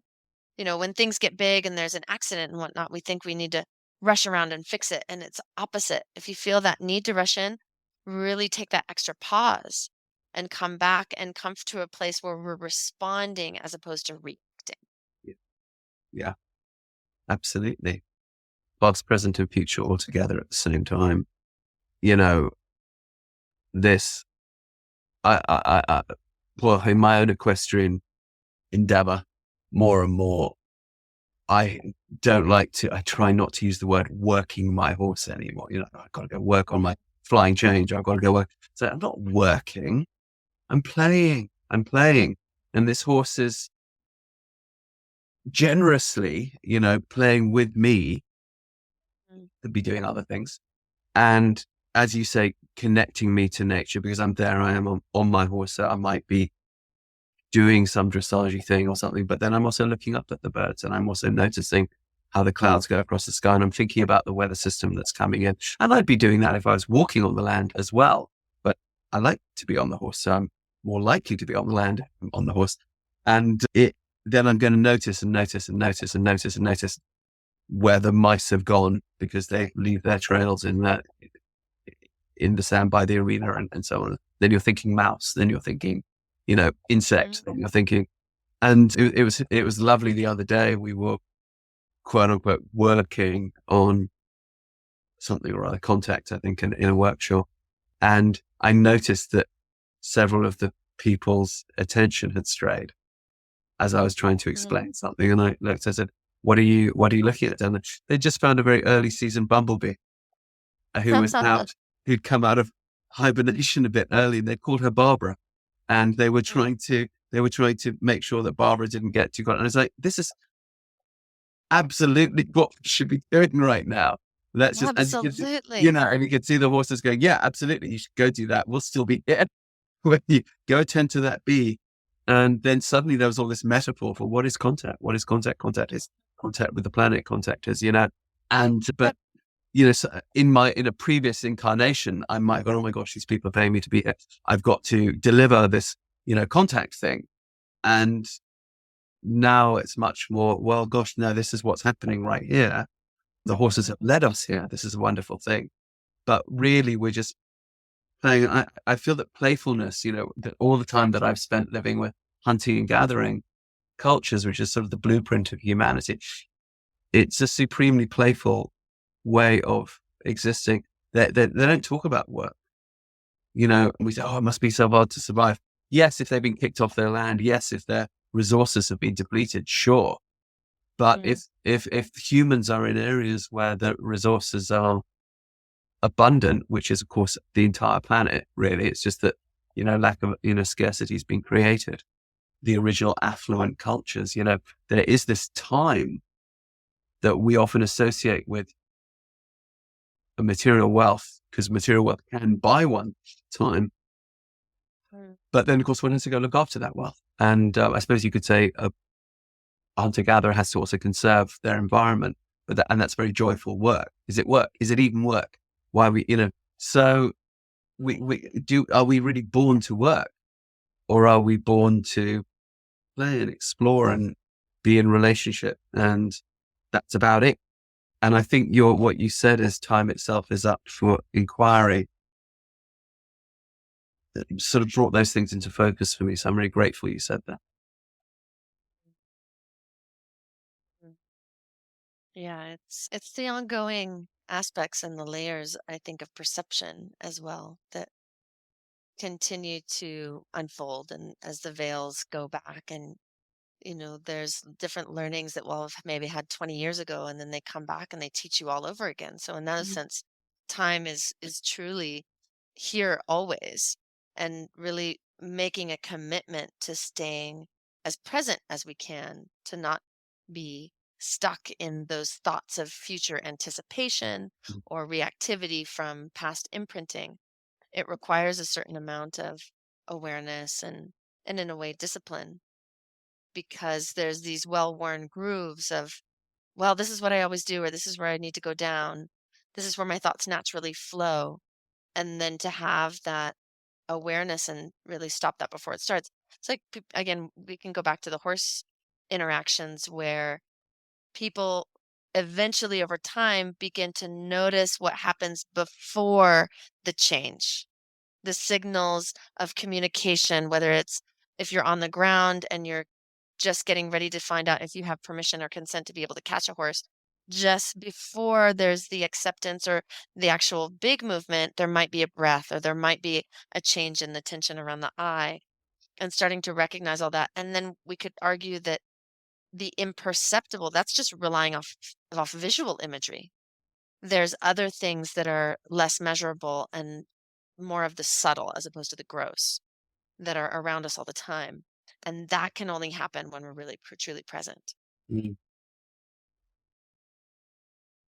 What comes through what you're talking about, everything that you've described, and I've been writing down, apprenticeship, mentoring, moving in with, sitting at the feet of the master, allowing oneself to be mentored. This is a difficult thing, for a lot of us. Service.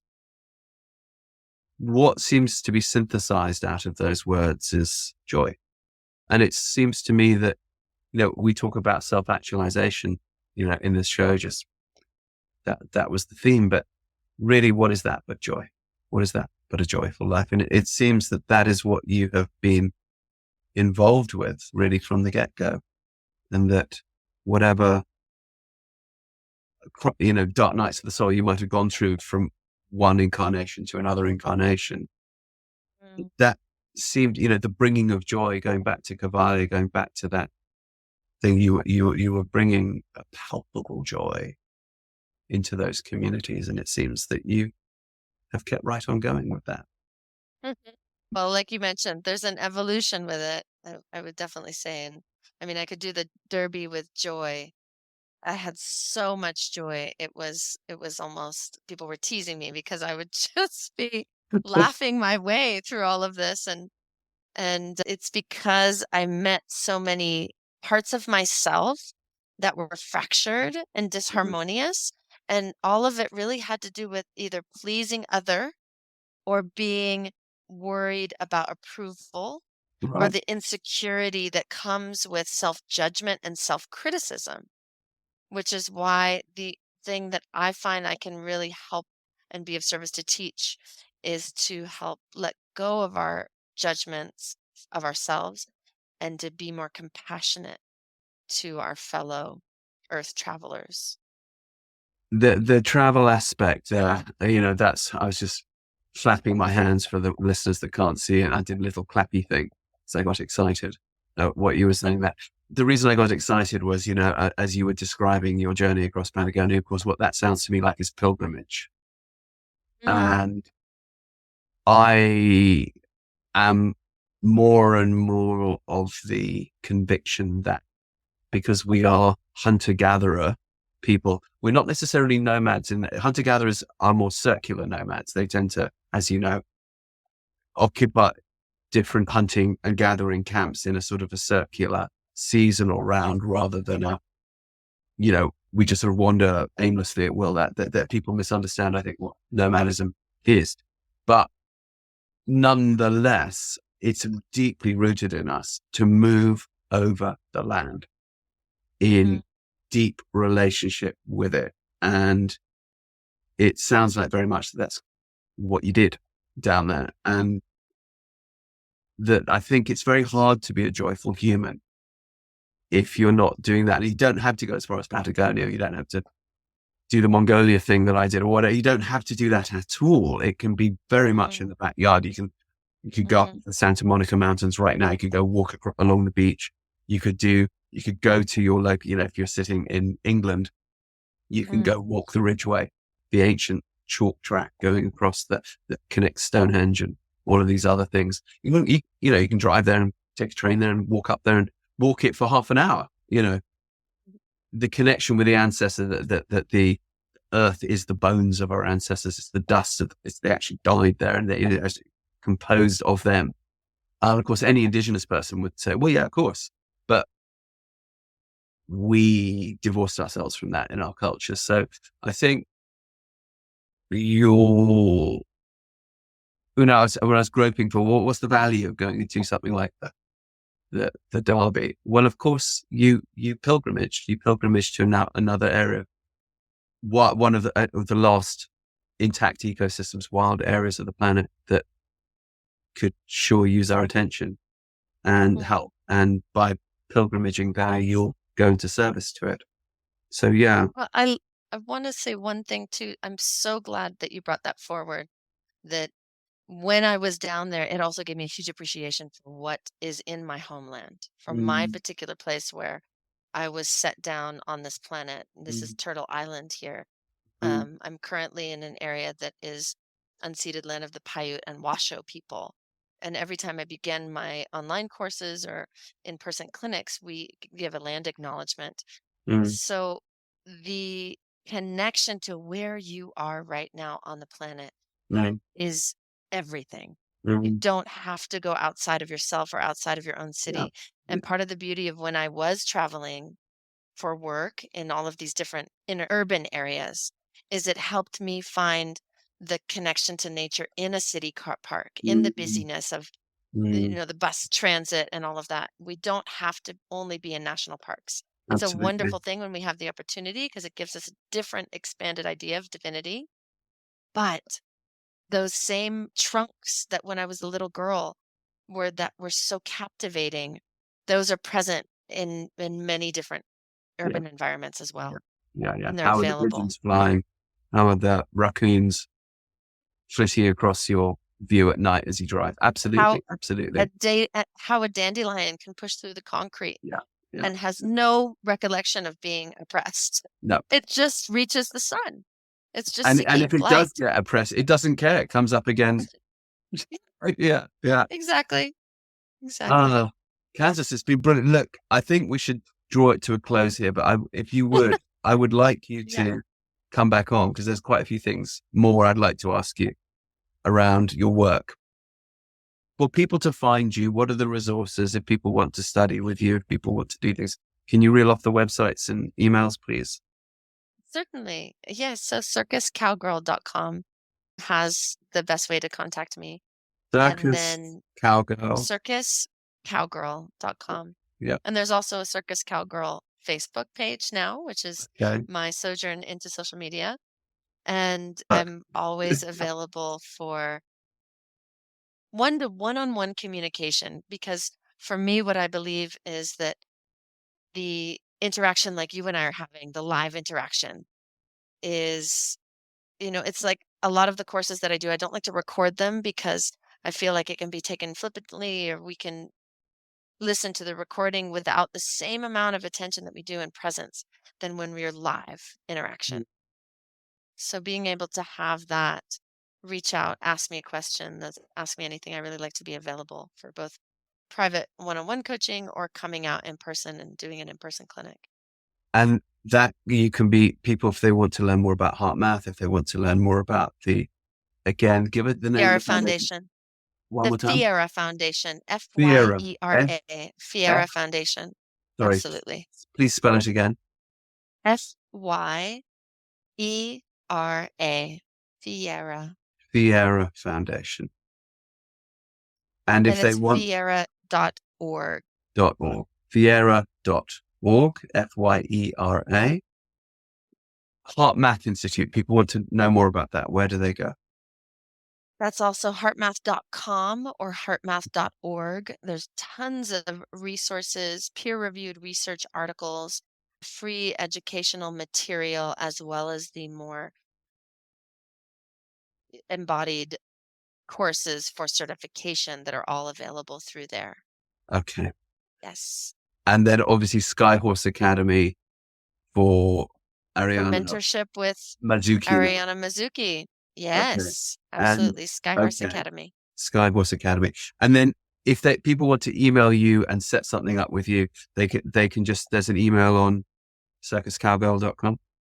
Yes, you can contact me through the website. That's the easiest way. Or you can also just send me an email at info@circuscowgirl.com. info@circuscowgirl.com. That's All right. it. Yes. Yes. Thank you so much, Rupert. It's been Thank you. Over a decade that this conversation is percolating in the field. No kidding. I mean, when I first met you there wasn't a horse boy method. I just published the book and made the film about being in Mongolia with my son. And I didn't know that it was going to take off in this way, that we were going to create an equine. Yeah. I knew that I wanted to give back, and I knew that I was going to create a place where I could offer other families and kids the same chance for the magic that my son had found, but I didn't know it would do what it did. And I remember with you, I could tell at the time that you were also in a slightly liminal place. I think you were at that, you had recently left Cavalia and you were looking towards where you were going to go next. So it's extraordinary now to meet you and say, well, you've been up to some busy shit, haven't you? You know? And what joyful shit. It is a lot of joy. Yeah. Letting go of our shit and looking at our shit and shoveling shit. They're all wonderful ways to cultivate more joy. It's true. Diapers along the way. Yeah. Oh, plenty of those. Lots of, especially for, cloth nappies in my world. Yes, that's local. Yeah. That's a podcast in and of itself. All right. Well, listen, thank you again.